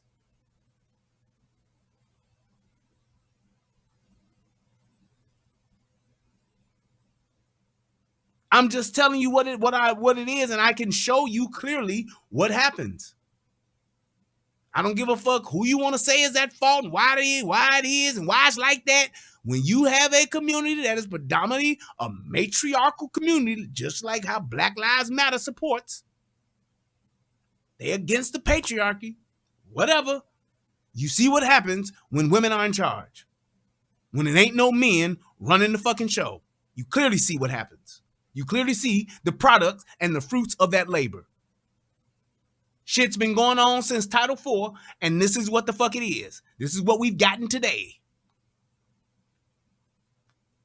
You can point out some onesie-twosies that was successful, but the greater majority of motherfuckers that got women-ran family, and men that are women raised usually turn out to be dysfunctional motherfuckers. We are the most dysfunctional group, dysfunctional race of fucking people in this goddamn country, and that is the number one contributing factor as to why. Facts. There are statistics that prove it and everything. So anybody that's trying to argue that shit, you're just arguing for the sake of arguing. That's all you're doing. We already know what it is.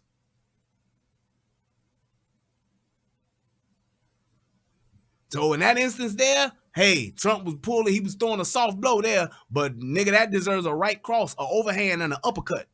Drive that shit home with a hammer and a nail. Fuck you mean?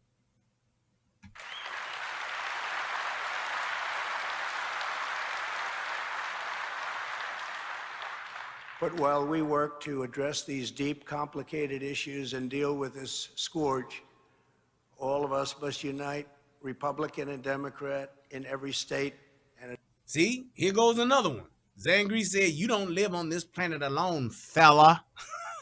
You ain't shit without us. Bullshit. Fuck you talking about. Show me the society.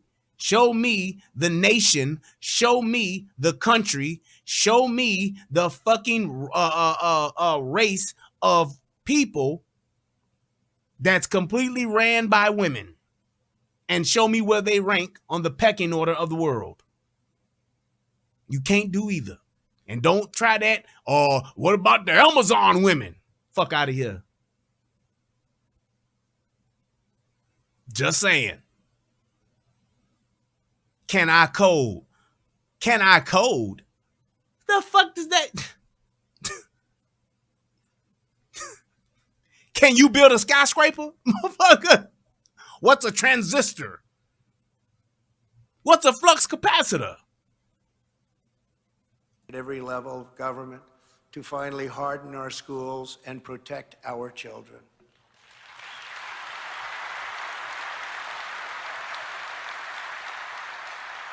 What we need now is a top-to-bottom security overhaul at schools all across our country. There it is. And that makes complete sense. Why would we not? If we got bailiffs in our courtroom, we got security at all our courthouses, we got security at all our federal buildings, we got security at all these other entities in our counties, in our cities, City Hall, all these other motherfucking political entities that got these, all of these other fucking community services, all of these fucking other places that we got security at, armed police officers, armed sheriff's deputies, armed whatever the fucks. Why would we not have a something like that for our children in our schools? Every building should have a single point of entry. There should be strong exterior fencing, metal detectors, and the use of new technology to make sure that no unauthorized individual can ever enter the school with a weapon.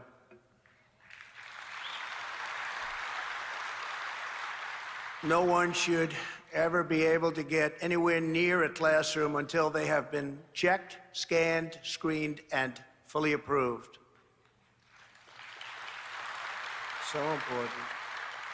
In addition, classroom doors should be hardened to make them lockable from the inside and closed to intruders from the outside. And above all, from this day forward, every school in America should have a police officer or an armed resource officer on duty at all times. What? Tell me that I ain't said that. Donald Trump listen to me, y'all. I'm just going to keep saying it. Trump, go on ahead, put me on the team, man. I just need, you know, couple of $100,000 a year. Hey man, I'll be right there with you guys, man. Put me on the advisory board, put me on the think tank, whatever the case may be, man. Come on, man, holla at me. You know how to find me. I'm on Trump social too, so find me. Get up with me. Let's talk. But he said it. It can be done. And people will turn around, who's gonna, you know how most of us say, who's gonna pay for that? He gonna tell you right here. And this is another reason why I know he listened to me.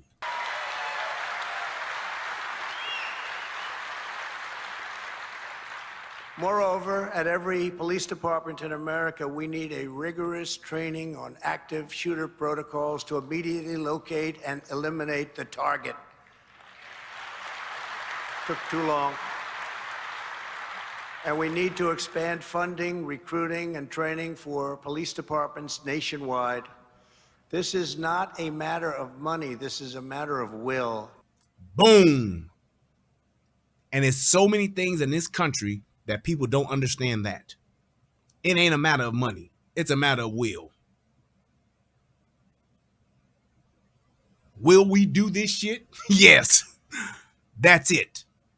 Do y'all realize how quickly? Just think about this. Imagine how quick, just think about how quickly Homeland Security was formed. Imagine how quickly TSA was formed. Matter of fucking months, literally. Hundreds of millions of dollars to start not one law enforcement agency, but to start that one and a transportation agency. Transportation security agency. Literally. It ain't about money. It's about will. And listen to this part. This is how I really know he listened to me. If the United States has $40 billion to send to Ukraine, we should be able to do whatever it takes to keep our children safe at home. Now, who said that, y'all? If Trump don't listen to me, his speechwriter do. That's all I'm saying.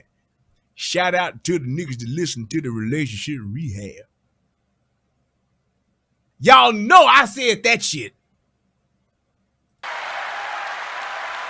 Ukraine, we should be able to do whatever it takes to keep our children safe at home. Took too long.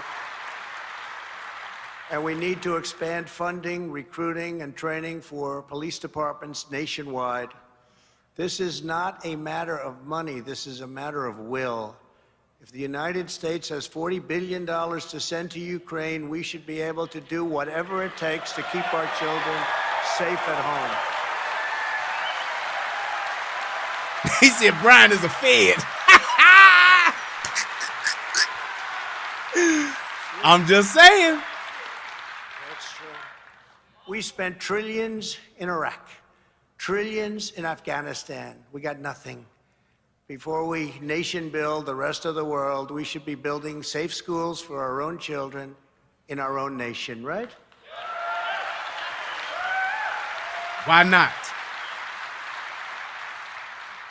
Last year alone, Biden and congressional Democrats sent $122 billion in so-called COVID relief funds to K through 12 schools, even while they were keeping many of our schools totally shut down.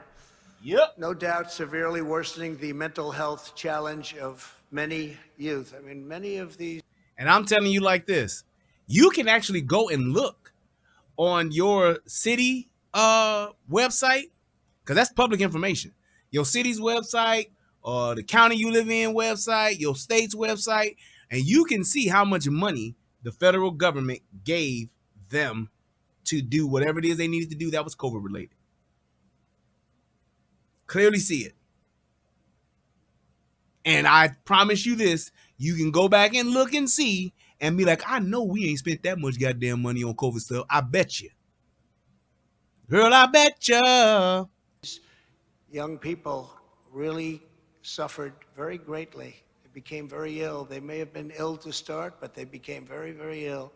Congress should vote immediately to take back every penny of unused COVID relief money, take it back from the states, and use that money to quickly establish impenetrable security at every school all across our land. And I would say this, if you don't take back all of it, at least take back half of it. Or let's just do this, because it's all in America, right? How about we just stop with shipping out billions and trillions of dollars overseas to other countries? That alone would be a huge impact.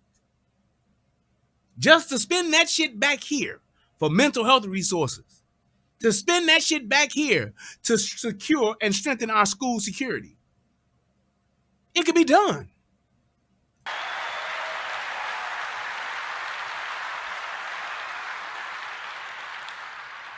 As many have noted, inner city schools rarely have these kinds of mass shootings. I didn't know that until just recently. Think of that. They rarely have this problem, despite being located in very tough neighborhoods in many cases where there's tremendous levels of high crime and violence. Establish impenetrable security at every school all across our land. Listen up, niggas. Listen to this shit. As many have noted, inner city schools rarely have these kinds of mass shootings. I didn't know that until just recently. That's a fact. And you know why it's a fact? Because the niggas is so wild in inner city schools, they have police details there. They have metal detectors already. They have actually people that they hire to be security in the schools, like hall. I remember somebody in the chat earlier mentioned hall monitors. They got people like that to keep the kids out of the hallways and out of the fucking bathrooms when class is in session, to make sure that these motherfuckers are in the classroom and that they're not just walking around the fucking school, fucking around on the stairways and shit like that. And yes, there have still been shootings at schools. It was one in my goddamn school when I was in there, motherfucker got shot in the jaw. But no mass shootings. Now, it may happen outside the school. You might get 4 or 5 niggas shot, but in the schools, it don't happen. Nobody is able to just walk up in the fucking school at Julian, at Corliss, at Carver, at Finger, and just walk up in that motherfucker with an AR and get to busting because it's police and metal detectors there. That is a fact. Think of that. They rarely have this problem, despite being located in very tough neighborhoods in many cases where there's tremendous levels of high crime and violence. They're much more dangerous outside the school than inside. The reason is that for decades, inner city schools have had much stronger security measures in place in the school itself. Yeah, you're right about that, Crazy Mook. Bing bong. Bing bong. I'm telling you, that's it. That's the truth. Including metal detectors and, yes, armed guards. They had guns. armed guards. Whatever our differences may be on other issues, what on earth is stopping Democrats from immediately passing measures to ramp up school security? Yep. How many more tragedies will it take until they agree to set aside their far-left political agenda and do what is really needed and what actually works? This is not about virtue signaling and signing. This is about blaming your enemies. No, we don't want to do that. This is about saving our children's lives. Yes, that's what we want to do. Surely we can all agree our schools should not be the softest target. Our schools should be the single hardest target in our country. Yep. And that's why, as part of a comprehensive school safety plan. And I'm saying like this, you look at any of these other institutions like prison, detention centers. You can't just walk up in them motherfuckers. You just can't. You look at a courthouse. Look at the security of a courthouse alone.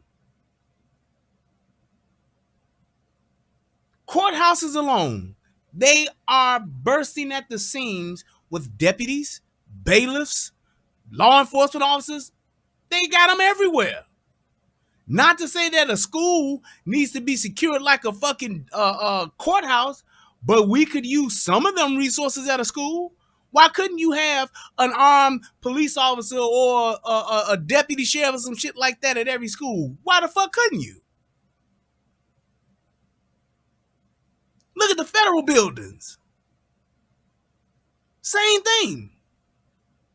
It's a matter of just saying we gonna do this. That's it. 1000% correct. It's time to finally allow highly trained teachers to safely and discreetly concealed carry. Let them concealed carry.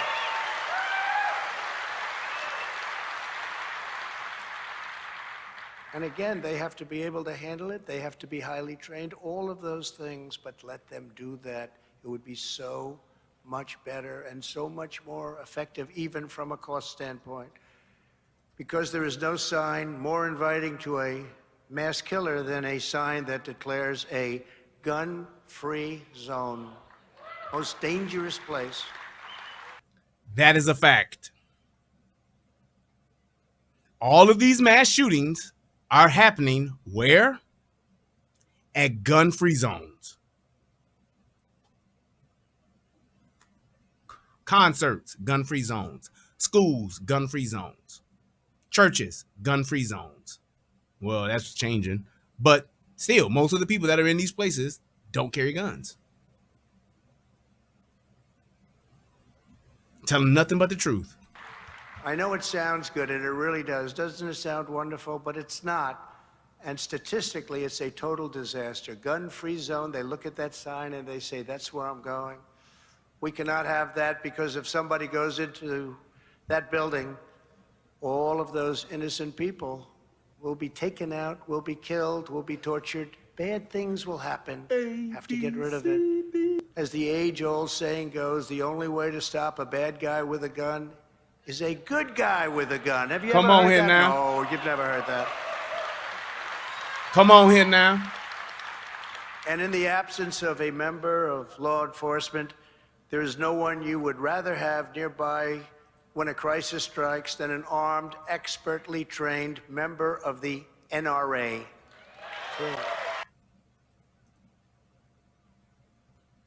And now that last part was a shameless plug, but I get it. You at the fucking NRA thing. Come on, man.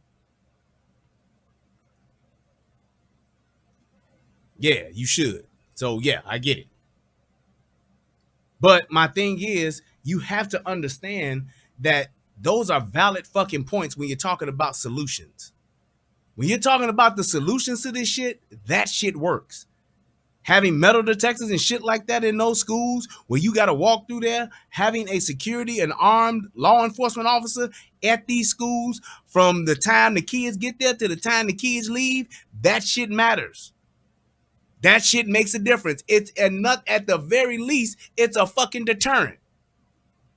And I'm not saying having just some third party security team there, some guy that's there that got a security license. Nope, I'm talking about sworn LEOs that got a rifle there with them. Not just a handgun, not just a 357 Python. Nope, got that real AR there.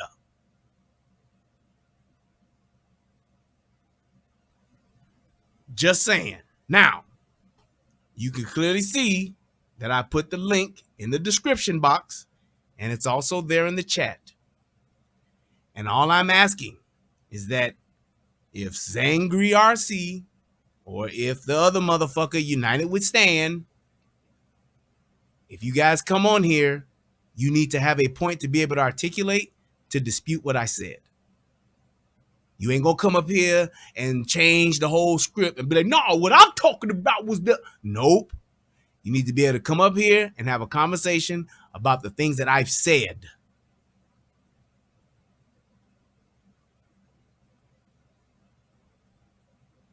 About the things that I've said.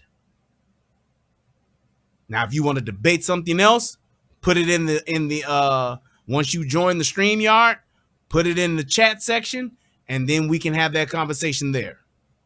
If it's about the topic. Oh, I know they won't, Amanda. That's why I went ahead and finished the show first to get my point across so that they wouldn't derail what it was I wanted to say. So Zangri, Zangari, whatever the fuck your name is, I know I'm being extremely disrespectful by not knowing how to pronounce it. There it is. United we stand. There's the link.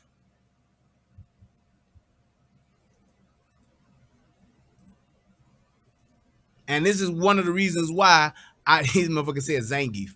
This is one of the reasons why I usually will do this at the end of a show as opposed to in the middle, because most of these people cannot articulate themselves. Most of these people are literally just fucking trolls. But I'm able to actually debunk what they're saying because I actually know what the fuck I'm talking about. And I'm not just online trolling. Online speaking just to get attention. Online saying hot phrases that they've heard in other channels, or hot phrases they've heard from other media outlets just to say them.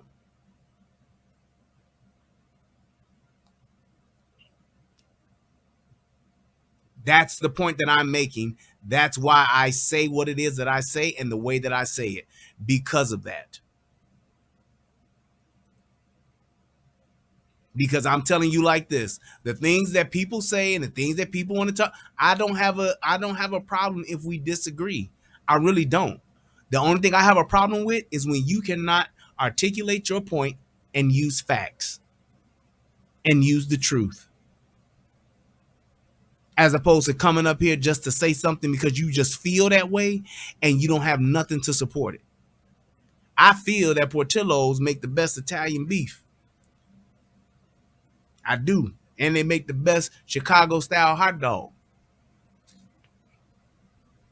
But I got facts that show plenty of motherfuckers that say the same goddamn thing. You know what I'm saying? That's just what it is. And I mean, one of the things that I liked about what Trump said, so he talked about a lot of points that a lot of people talk about. He's not the first motherfucker. It ain't like he just Eureka came up with these great ideas. This is stuff that people have talked about for years. Since the Columbines, since the Sandy Hooks. And ironically enough, it seems as though none of these ideas, which have been proven to work, are being implemented, or resources being provided for them to implement them by those that say that are anti-gun that want to stop it.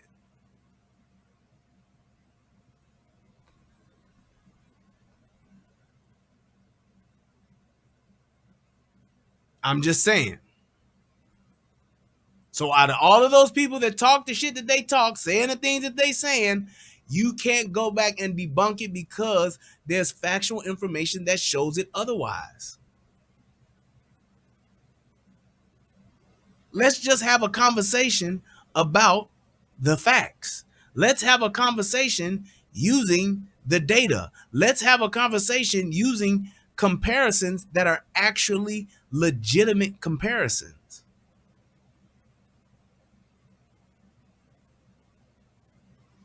If I want to talk about animals that are predators, why would I try to compare a fucking snake to a fucking Tyrannosaurus Rex or a Velociraptor? Yes, they're both predators, but they're in two different classes. What a Velociraptor will do to your ass does not even, you can't even, a fucking snake or a fucking dog can't even compare to what a Velociraptor does. What a grizzly bear would do to you, you can't compare what a pit bull does to you compared to a fucking grizzly bear. Both animals, but they're entirely two different classes. And I said that to those that want to make comparisons to other countries. We are the fucking grizzly bears, the T-Rexes, the Velociraptors when it comes to this gun shit. So if you're going to compare us, compare me to a predator that is like this. Compare me to a country that is like mine. Don't just say, oh, well, in Paraguay, they don't have this issue. What? What? In Liberia, this ain't a problem. Ain't no mass shootings at the schools in Liberia. That's just like me trying to compare the schools that Oprah had in Africa where them kids, them girls was getting raped and molested, comparing that to an all-girl school in the United States. Two different fucking countries, two different fucking sets of rules, two different fucking rights and all that kind of shit and privileges. Is the raping and fucking predatory behaviors of those fucking teachers over there, is it bad? Yes. Should it be something that's addressed? Yes. But I can't compare that to a school here in Chicago.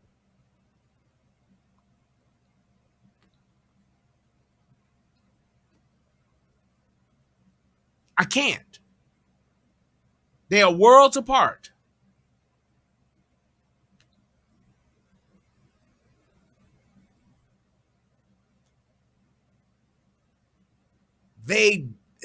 Oh my God. Zangri, RC, now I'm going to give your ass this ultimatum. Either click the fucking link or shut the fuck up. How about that? Now you have a choice. Just like how slavery was a choice, now you have a choice. Zangari, RC, either click the fucking link and have a discussion or shut the fuck up in my chat. Because I'm tired of you posting stupid shit. And obviously, you don't want to take the opportunity to have a conversation. So you will not monopolize my chat anymore. Click the link or shut the fuck up. Do just what United We Stand did.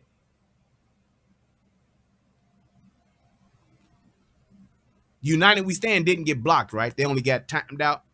Let me go back and make sure. In case somebody get trigger happy and block the motherfucker. I don't want that. Let me go back and check. Just so I can be sure. Right. I just see a timeout. Yeah, they're not blocked. They just got timed out. Okay, perfect. Thank you. That's it. So those are your choices. Just timed out. Thank you so much. Now, if you're not going to click the link, Zangari and United We Stand, shut the fuck up, get the fuck out my face. Okay? I'm in public. That's fucked up. This motherfucker said, I'm in public.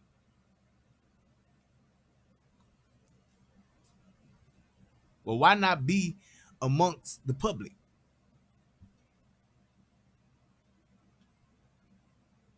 They allowed you to be outside this late. Ain't that something? All right. I'll at least take, I'll let my man, Citizen Man, come up here and talk. Let me get you together. Hang tight, brother. Hold up. Give me 1 second. And I will give you the opportunity to speak. And if in the meantime they don't say shit, we'll go ahead and wrap the show up. So just hang on 1 second. Let me get you up on here on the screen here. Let's do a smart section. Bing bong. All right, go ahead, Citizen Man. Holler at me, man. What's happening? Hey man, I had an epiphany the other day, right? And I was thinking about the idea of arming teachers, and it popped in my head that we have all these states with these conservative legislatures who are pro Second Amendment, but for some reason they rarely ever pass legislation to arm teachers. And it dawned on me that amongst these the public schools are controlled by Department of Education, which is a liberal organization. And I've been looking at these cases where there's, sexual assaults, non-sexual assaults against students. They've been pushing this, the graphic adult novels in the libraries and supporting the sexualization of children, pushing the BLM nonsense. And I've come to the conclusion that I don't think it's a good idea to arm these teachers. And I feel like the conservative legislatures kind of knew this the whole time, but just never said anything. They just didn't go ahead to arm them because I don't feel like they're fit. The teachers as a whole are fit to be armed, in mass. Sure, there's some that can be, but, if we're dealing with sociopaths and masters of deception, no amount of screening will weed them all out. So I wanted to know, what is your take on that? Because after coming to the realizations, I've come to the conclusion that it's not a good idea to arm teachers. But what do you think about that? You agree or disagree, and why? I don't think it's a good idea to arm anyone who has not been trained. I've said that plenty of times before. So here's the thing. Number one, you make it to where it's not mandatory because everybody's not equipped to do this. Everybody's not equipped mentally, physically, to carry the responsibility of carrying a firearm. You're literally putting the ability to actually take someone's life in the hands of another person. Wielding that gun is a huge responsibility. So I don't think everyone should have to do it. However, I think that if they do it just like they do in law enforcement, those that want to can. You go through a training course, firearm safety and all that good stuff, and then you have to go and certify to shoot. You have to go and you get an actual certificate to do it, and you have to get that renewed every single year. That's how you do it. So it's not a thing of just putting guns in these people's hands. If I got concealed carry and I can carry in the school, no way. Okay. You have to make it to where it is a training course, and it's a course that you have to go and you have to recertify every year in order to do it. Because my thing would be this: I would rather have a teacher in the school who can respond who can respond faster than law enforcement, and who could assist potentially a resource officer who could potentially be another gun that could potentially take down a bad guy. That's how you would do it. You just don't give everybody the power to do that and say, yeah, all teachers now got to carry. Nope. You let those, and it becomes something that it starts out with a few, and then you'll end up with, over time, a healthy amount that would do it. Because those people, that a lot of people don't carry guns because they don't know anything about it. They've never been to a gun range. They've never shot a gun. They've never held a gun. They may have heard one before, but they've never held it. So having someone who's even interested in beginning to learn that and goes through a basic firearm safety course, then they would know if it's something for them or not. Because my thing would be this: there are plenty of teachers who probably have firearms, but they just don't bring them to work. Because they can't. They can't have them on the plate. They can't have them on school grounds. They can't have it in the parking lot. Technically, they can't have it on them. They can't conceal and carry. So giving them the opportunity to get trained, giving them the opportunity to be certified, giving them the opportunity to have that, then why wouldn't you do that if you want to be able to stop an active shooter as soon as you possibly can? Just like with how they have air marshals now. Air marshals was not a thing until they realized maybe, just maybe, a crazy son of a bitch could be on a fucking plane one day and sneak on a box cutter. And not only sneak a box cutter on the plane, but can literally take over a plane with a box cutter. What would that have been like? What would it have been like? I'll be done in 30 seconds. What would 9/11 have looked like if air marshals were already on those planes when 9/11 took place? They would have had to come up with a better story than guys with box cutters on the plane. There you go. And my thing would have been this. It wouldn't have been a thing to where, these people get box cutters, these people are on the plane, but yet and still there was no one else on that flight, on those flights, that even had a weapon. Are knives illegal to have on planes? Yup. Are guns illegal to have on planes? Yup. But I bet you a motherfucker was able to get one on there, weren't they? Yup. So let me ask you this, Brian. So what you're suggesting is perhaps teachers who already are familiar with guns go through some extra training to be able to be certified to carry them on campus. And I that's what I'm taking from what you're saying. So am I correct in that analysis? That is correct. Okay. So with that being said, that I can agree with and that I can get down with, right? But my issue is the trust of these people. You know what I'm saying? Because again, with all the craziness and the shenanigans we've been seeing, who's to say one of these, like think about this, right? You remember when Trump first got elected in early 2017, we were seeing videos coming out of public schools of teachers bullying students and so on for supporting Trump and whatnot. Yep. Like, imagine if one of these people who happen to have a concealed carry, because liberals have guns too, goes through the training, gets certified, and then somehow gets triggered by some student and ends up shooting the student. I kind of see that as a huge problem that can happen, meaning like one of the crazies can slip through the cracks even with the screening and the certification. And that's what leads me to stand on the side of caution and say, bring in more resource officers, bring in armed security, because that's what they do. Here's the thing. Do you remember what's the guy's name? The shooter from California? The guy Elliot Rodger? The guy that couldn't get none? No. The shooter from California, the dude that went on the shooting rampage. He was a military guy. Had the manifesto and everything. And went to work. What year was that? That was maybe around 2008 or something like that. Wound up burning up in the house. I can't remember the name. Somebody in the chat's gonna remember. Oh, Dorner, Christopher Dorner. Yes, Dorner. Military trained. He was a crazy. Yeah. He turned out to be a crazy, but in the beginning, would you have thought that? The thing is, people are people. They're going to be people. Thank you, Easy Christopher Dorner. There are people that are going to lose their shit. There are people that are going to, hey, just one day, flip the switch. You can't say to not give people a chance to survive and to live and to protect themselves. You can't say that based on what could happen, because here's the thing. That teenager had been talking about shooting that school up for 4 years. Yeah, I heard that shit. That was crazy.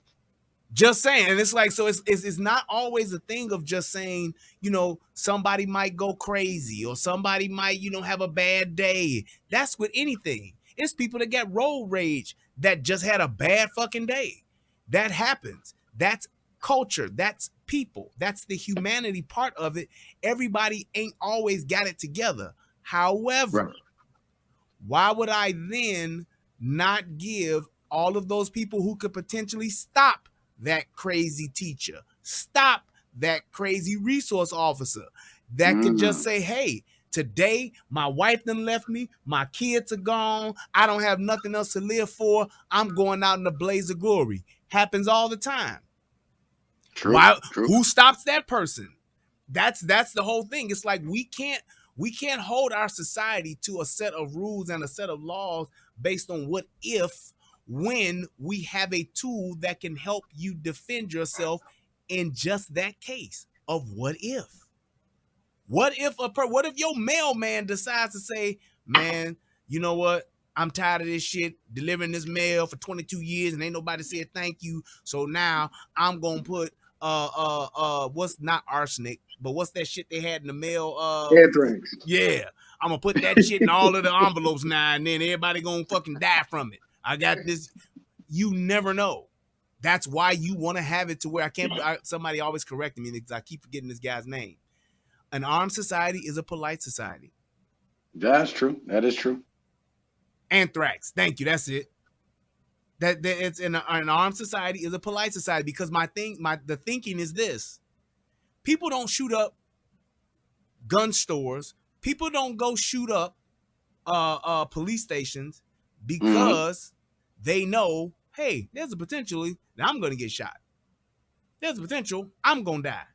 So whenever something like that does happen, where a guy says fuck it and they go shoot something up, it's always going to be the spot that's going to give them the least amount of resistance, like a school, like a hospital, like a movie theater, like a concert. That's just what it is.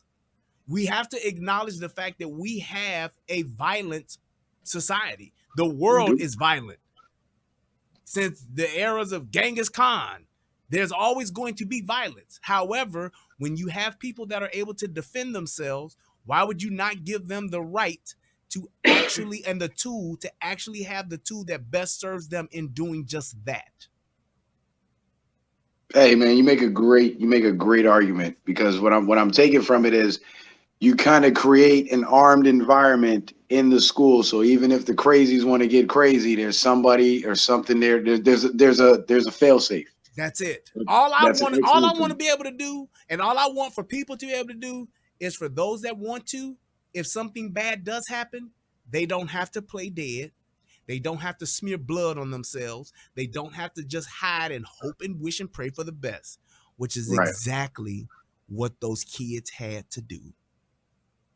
That little kid that survived, that went and told his story, that everybody's calling a hero and all that stuff.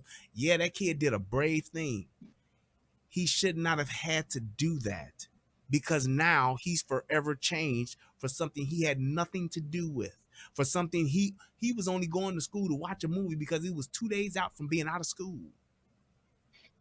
And now he's getting all of this attention because he was a survivor of a mass murdering son of a bitch that decided to shoot up the school just because it's a school.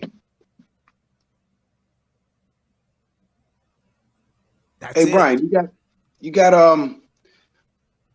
what we got any thoughts on the cops chasing this guy to the school and him crashing his truck and then them standing outside?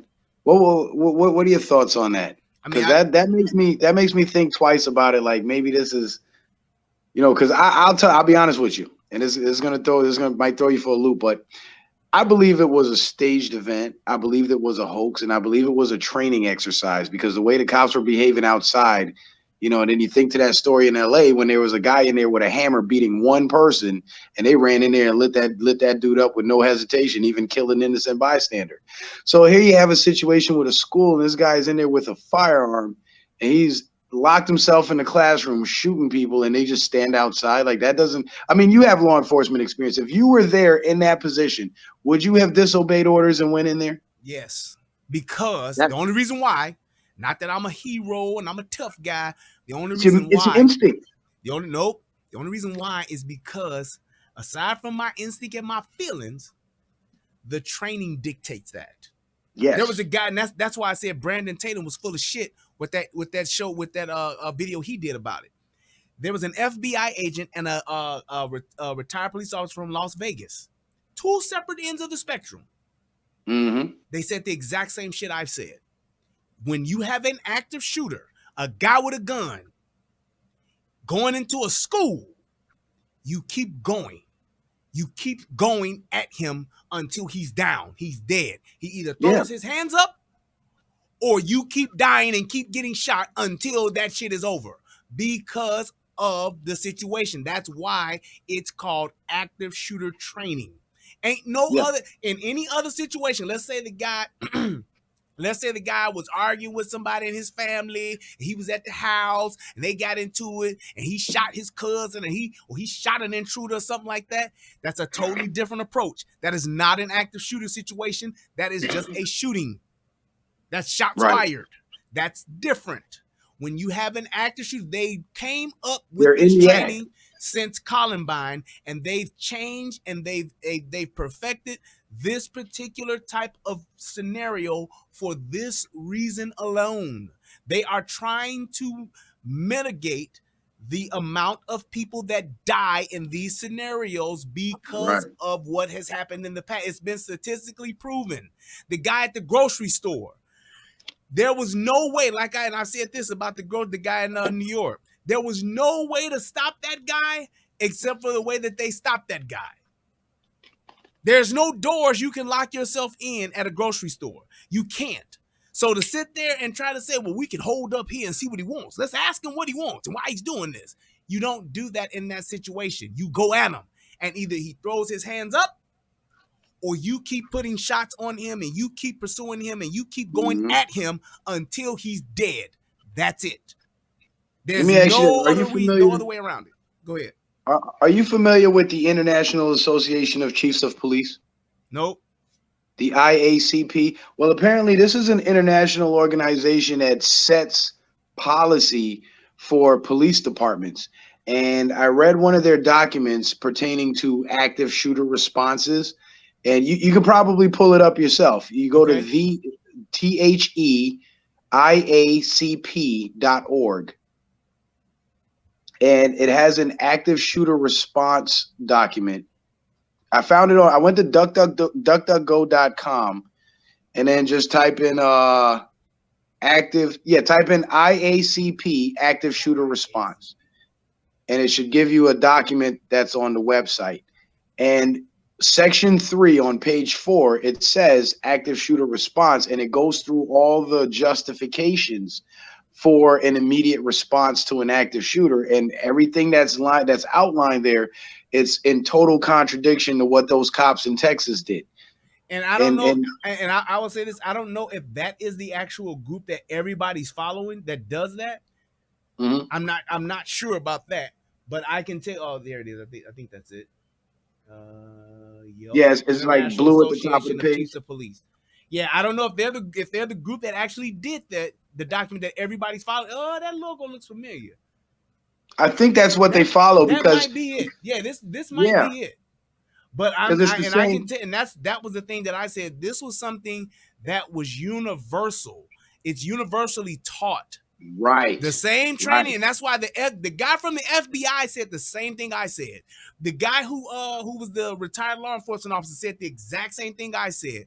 When I played back the video in the show that I did about it, they all said the same thing I said. And I even at one point showed, I said, I didn't even watch this part of the video. And he said the exact same thing I said because that was the training that everybody took. It's just like when police officers have hand-to-hand combat training, the pressure points and all of that kind of stuff, knowing how the force continuum, knowing when to escalate and how to escalate, all that's universal. All of that stuff is done the same way. The same things when it comes to certain tactics and holds and cuffing, the way you handcuff somebody and things like you can literally break somebody's wrist, break somebody's arm by handcuffing them incorrectly. And when you don't follow the right policy and procedure in doing that, you will be held accountable for that. If I'm putting the cuffs on you and I break your fucking wrist and all you were doing was complying with me, I applied the handcuffs incorrectly, that's my ass for that. And that's what I was saying with this. It's not a thing to where you change an active shooter to a hostage situation. That's not it. That don't happen. You do not get to do that. That's why they have active training situation, and then they have hostage, terrorist, and barricade situations. They do. So and that's why I said, like, even like when my dad was on the HBT team, they had certain situations and protocols that they follow for certain type of scenarios. You got a husband and wife, husband's barricaded himself in, and he's in there saying he want to see his kids before he die. You have the hostage and barricade situation or SWAT. They come and they know how to address that. What do we got, Sarge? What do we got, Cap? Hey, we got a hostage situation, and here's what we're gonna do. Perfect example. Goddamn, sick help. John Q. John Q was not, and that's a movie, but I'm just saying the situation was not an active shooter situation. That was a classic hostage and barricade situation. That's why they addressed it the way that they did. When you look at what's the other movie with my man Sam Jackson in it? Movie by F. Gary Gray. Oh my God. The Negotiator. The Negotiator. That was the bank robbing movie. Yeah, that was Denzel in that one. But The Negotiator, when with Neebom and all of them, when them motherfuckers, the way that they breach, totally different. They didn't stack up and run into that the police headquarters. They literally inserted themselves. They did a tactical insertion. The motherfuckers was coming in through the roof tiles. They was coming in and through the vents and all that kind of shit. Different type of situation. That was not an active shooter. That was a hostage barricade situation. We got hostages. I'm holding these motherfuckers up. I got them all in a room, taped together, whatever the case may be. That's the way you approach it. It's different. So what do you think? What do you think really went on there? You think they just fouled it all up and treated it like a hostage situation response rather than an active shooter, or do you think there was more to it? I think the commander, who was the guy that was in charge, he didn't follow the policy and the procedure. And because of that, because there was a lot of shit going on, and I get it, you got officers down, you got kids that are dead, you got people that are dead, you got a lot of shit happening, you got 300 other kids in different classrooms, you still do not sit in a hallway with 19 officers waiting to see what the shooter's gonna do, because he's already shown you what he's gonna do. He's shooting. Yeah, they said he was in there for 40 to 60 minutes or something. And they were waiting. They were waiting for the tactical team to arrive.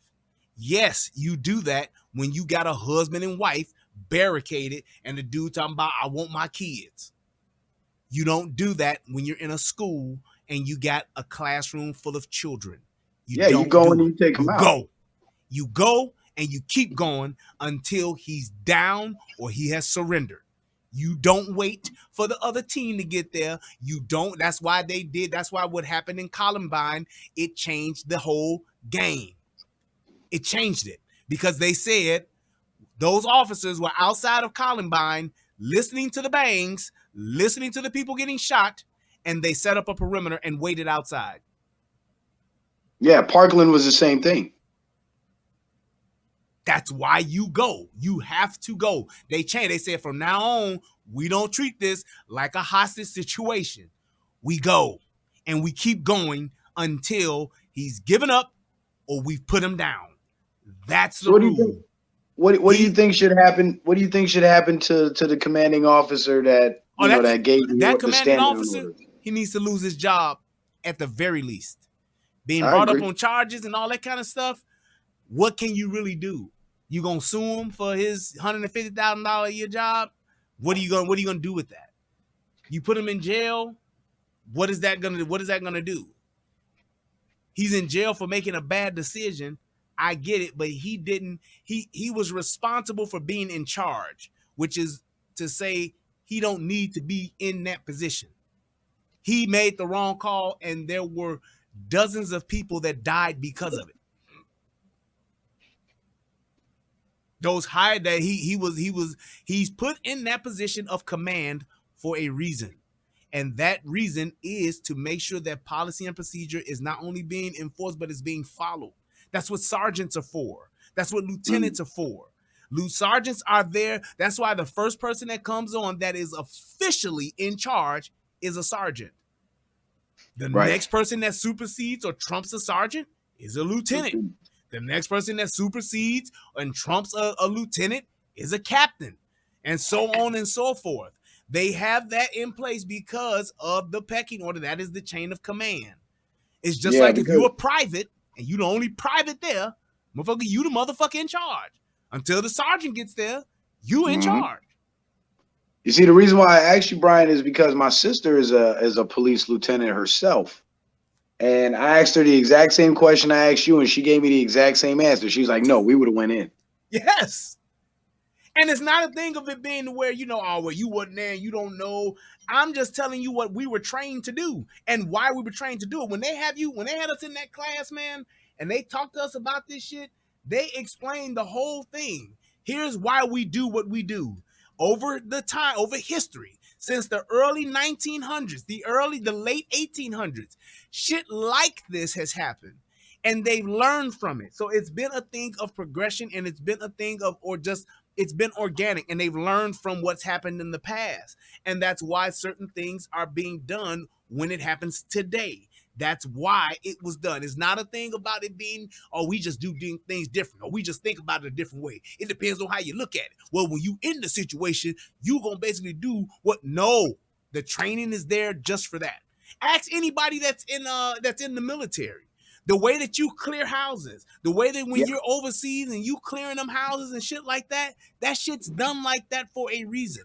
When you look at certain groups of certain battalions and shit like that, when you look at those different type of teams, they not only have their own policies and procedures, but they have certain people with certain types of weapons to be able to address certain types of threats. Yeah, certain equipment. That's what things like that's what Overwatch is. Overwatch ain't something that was just, oh, well, you know, we just thought we'd have a sniper, you know, up high somewhere. No, Overwatch is there for a reason. I'm Overwatch. That's my job. I'm not here to kick in doors. I'm here to be up in this fucking clock tower, and I'm here to knock down anything that's a threat to my team or a threat to those people that I'm here to protect. That's what Overwatch does. That's it. It's like the guy that you have with the Overwatch, your spotter. Your spotter is there because your spotter can see more at a farther distance than the actual shooter is. The shooter's looking through that optic, and that shooter is taking down stuff, but you have your spotter to see the other shit that's happening. That spotter is on the radio, and he's being comms. Hey, we got this happening over here. Where you at? I'm in this building on the northeast side. Bam, the spotter can look. Hey, look, shooter, we got a person over here in this left window on the 3rd floor. Then that shooter can adjust. It's all put together for a reason so that you can be more efficient. That's it. And when you don't follow those type of things and you don't follow that protocol, the fucked up part about it is that more people die. That's it. You can talk about we were under fire, we were under heavy fire, and it was this, man, and this what happened. This what it. That's why when you ever hear of people that actually have been in war and you have guys that dive on grenades and sacrifice themselves, when you have guys that actually go and they are the point person and they go head on, they the first one to hit the door and shit like that, those guys are in those positions and they're in those places for a reason. They've been trained to do a particular task. The person that puts the charge on the door to blow the door is not as tactically equipped or trained as the guy who got the fucking M60 in the back to bring up the rear.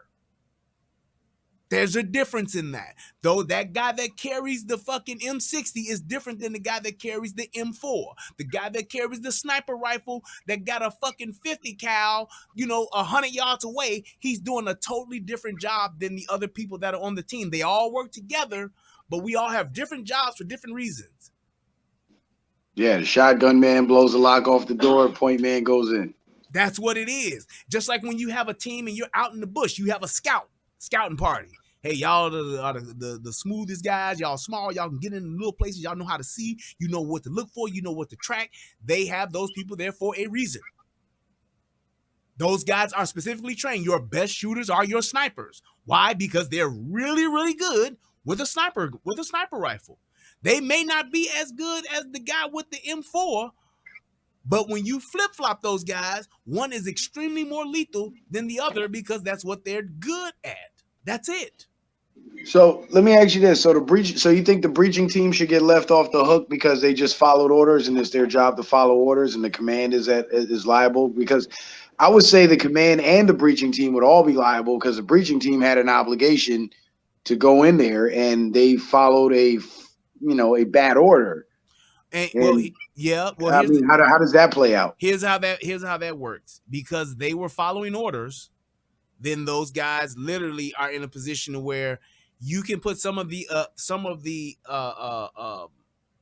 responsibility on them, because when you have orders, you can disregard those orders when they're not following the policies and the procedures and the rules.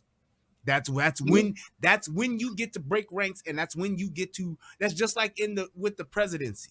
You can do, what do they call it? Something 22, the 22nd Amendment or something like that. When you relieve a president of his duties, of his command. Why? Because he is not following the proper rules and regulations of that position. Being commander in chief, you got certain rules and shit you got to follow too. And if you don't, and you do some sideways shit, you can lose your power. Just like in the submarine movie with Dennis, not Dennis, but with Denzel Washington and I forgot my other man's name. When they on the submarine. Hunt for Red October with Sean Connery? Nope, the other one.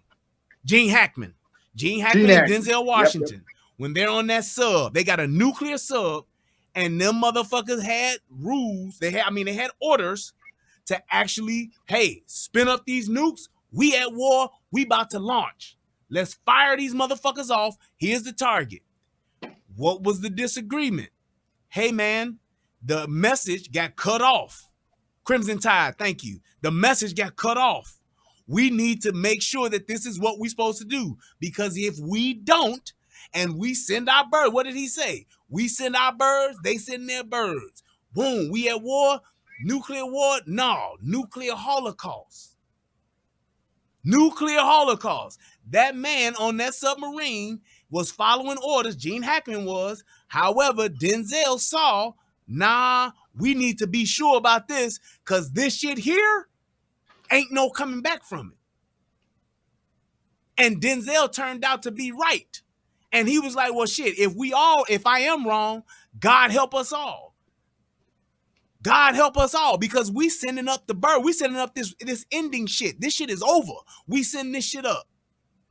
We let ours go, they gonna let theirs go, and only a few of them gonna get picked off, but there's gonna be quite a few more that's gonna land.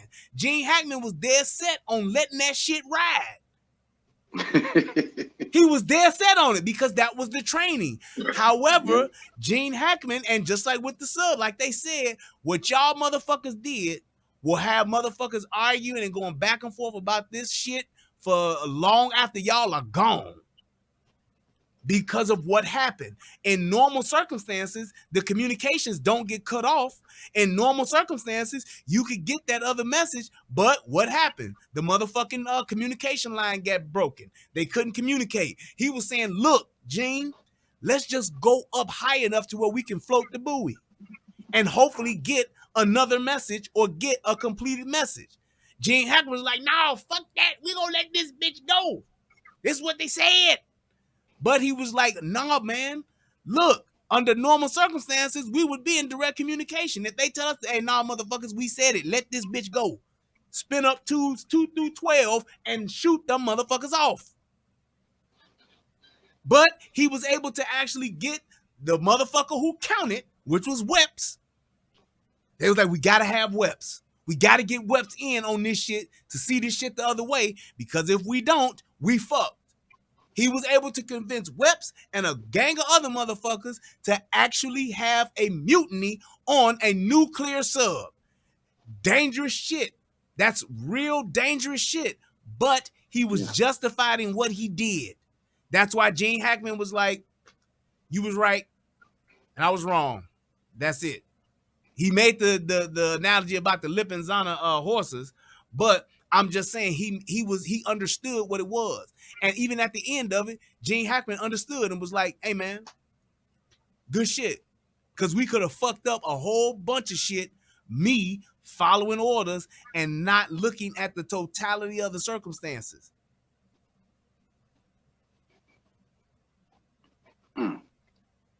So it's one of those things to where if everybody could do what we're doing, we would be in such a better place, and we would have so much more security for our children, for our schools, to where things like this, even if they did happen, they wouldn't happen again at the level that they happened before, because we're able to do what we're doing, which is just having a conversation about it and literally making valid points and asking the right questions.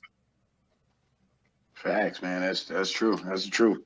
Yep. Hey, man, listen, I don't know if you got any other callers, but I'm about to jump off the line. Did those other two guys call in? Hell no, hell no, I didn't think so. because one is in public and the other one's still in his mama's basement. But whatever.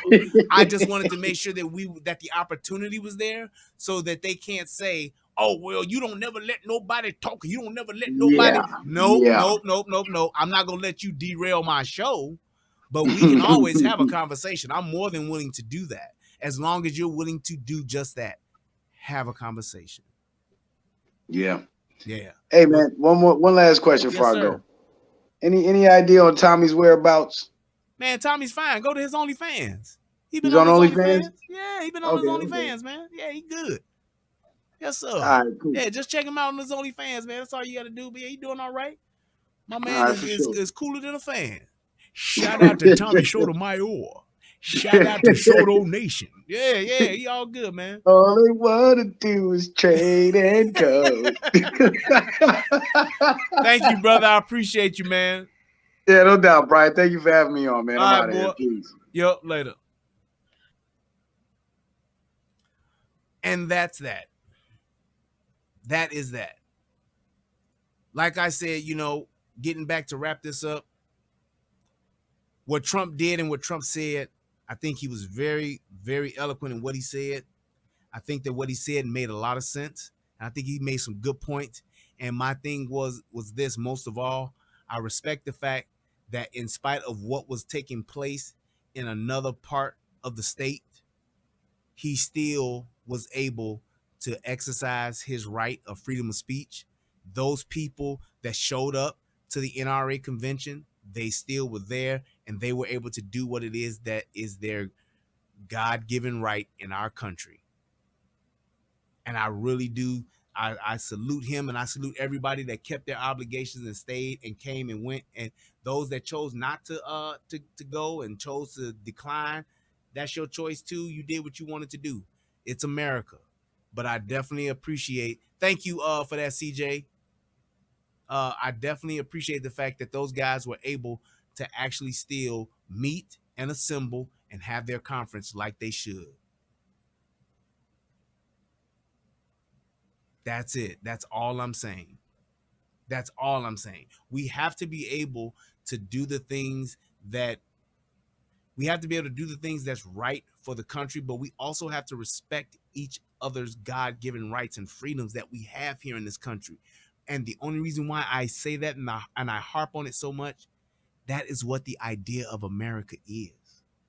Not one group telling everybody else what they should do, not one person telling everybody else what they should do, but being able to say, this is my point, this is my stance, this is why I'm saying what I'm saying, and let me support that with facts and truth and logic. Excuse me. And you can do the same thing. That is the lost art of conversation. That's it.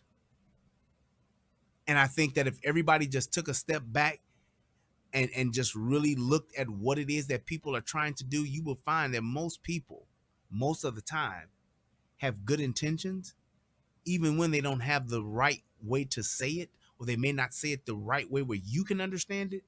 If you're willing to have a conversation with that person, you can actually get somewhere and you can actually find the one thing that I think we all should be looking for. Common ground. I don't have to believe what you believe, and I don't have to agree with what it is that you're saying, but I should be able to at least be able to articulate myself, and I should be able to listen to the point to where we can both understand where each other is coming from. And we don't have to walk away being best friends. We don't have to walk away. Shout out to Jaden being hit your boy with $10. We don't have to get to a point to where we're both in a situation where people are on this side and I'm on that side. How about I have this position, you have that position, and this is why we have it. That's all I'm saying. That's all I want. I want people to be able to think and articulate themselves like human beings.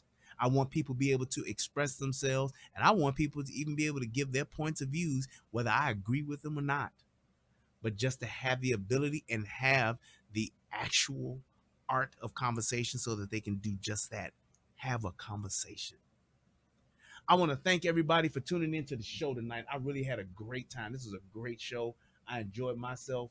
Let me see if I can give it a shout out to any other people that donated. Thank you guys so much. If you are watching this on the replay, please, please, please feel free to click that like button and to click that donate button. You can hit me up on PayPal, hit your boy up on the Cash App, hit a boy up with a few bucks, man. Shout out to my man Billy Goat, hit your boy with $5. Shout out to my man Citizen Man, hit your boy with $10. Thank you so much, I appreciate it. Shout out to my man J Turk, hit your boy with $5. Shout out to Samantha, hit your boy with $5 as well. Thank you so much. Let's see who hit me up on the PayPal side of the game. We're gonna get on up out of here. If you got somebody else had a question, I'm trying to remember. I think it was Calvin that said something. Oh, it was Calvin. I'll answer your question, Calvin, in just 1 second. Shout out to my man Jayden, hit your boy with $5. Shout out to Glenda Smile. She always hit me up. I appreciate you, Glenda. Thank you so much. Hit your boy with $25. Shout out to my man Julius, hit your boy with $5. That's what's up. I appreciate you guys for taking the time to donate because y'all don't have to do the shit. And the fact that you do, it really, really means a lot to me. Thank you to everybody that has joined the channel, the membership, and they donate every month. I appreciate you guys as well. Thank you guys so much. It really means a lot to me. I really do. Oh, let me get that out of here. There we go. I really do like the fact that you guys support the platform, support the show. And I just want people to hopefully, if they can't understand what it is that I'm saying and they don't like what it is that I'm saying, at least just let me say what it is I need to say. That's all it is. That's all I'm asking. If you don't like it, click that X up at the top and just leave. But please feel free to leave your comments. Please feel free to leave your thumbs up and subscribe. Send this to somebody, man. And here's my point to address the it was Calvin, I believe, that asked about red flag laws. Red flag laws is a problem because you don't have to have any evidence as to why you want someone to be red flag. That's the biggest thing with that. So you're literally giving someone else the ability to take away someone else's rights just because they're going off of hearsay. You can't use that in the court of law. You shouldn't be able to use it anywhere else. So that's why I don't like the red flag laws, because of the red flag law. The basic principle of that is I could get into an argument with my wife or my girlfriend, and she can say that she believes, hear what I'm saying? She believes that I'm going to do something to her or do something to somebody, and then they can come and take my firearms, and I got to go now, spend money and my time to try to get them back. And that's not fair. That's not fair. If I have something, and my thing would be this, like I said about the kids in school that do shit like post shit on Instagram, post shit on Twitter, post shit on Facebook. If you post something that says you're going to do something to somebody, you got some guns and you're going to shoot up somebody, then I think that those people can absolutely be reported by those people's friends and by that particular application. So Facebook should be monitoring that, and then Twitch and all of them should be monitoring that kind of stuff.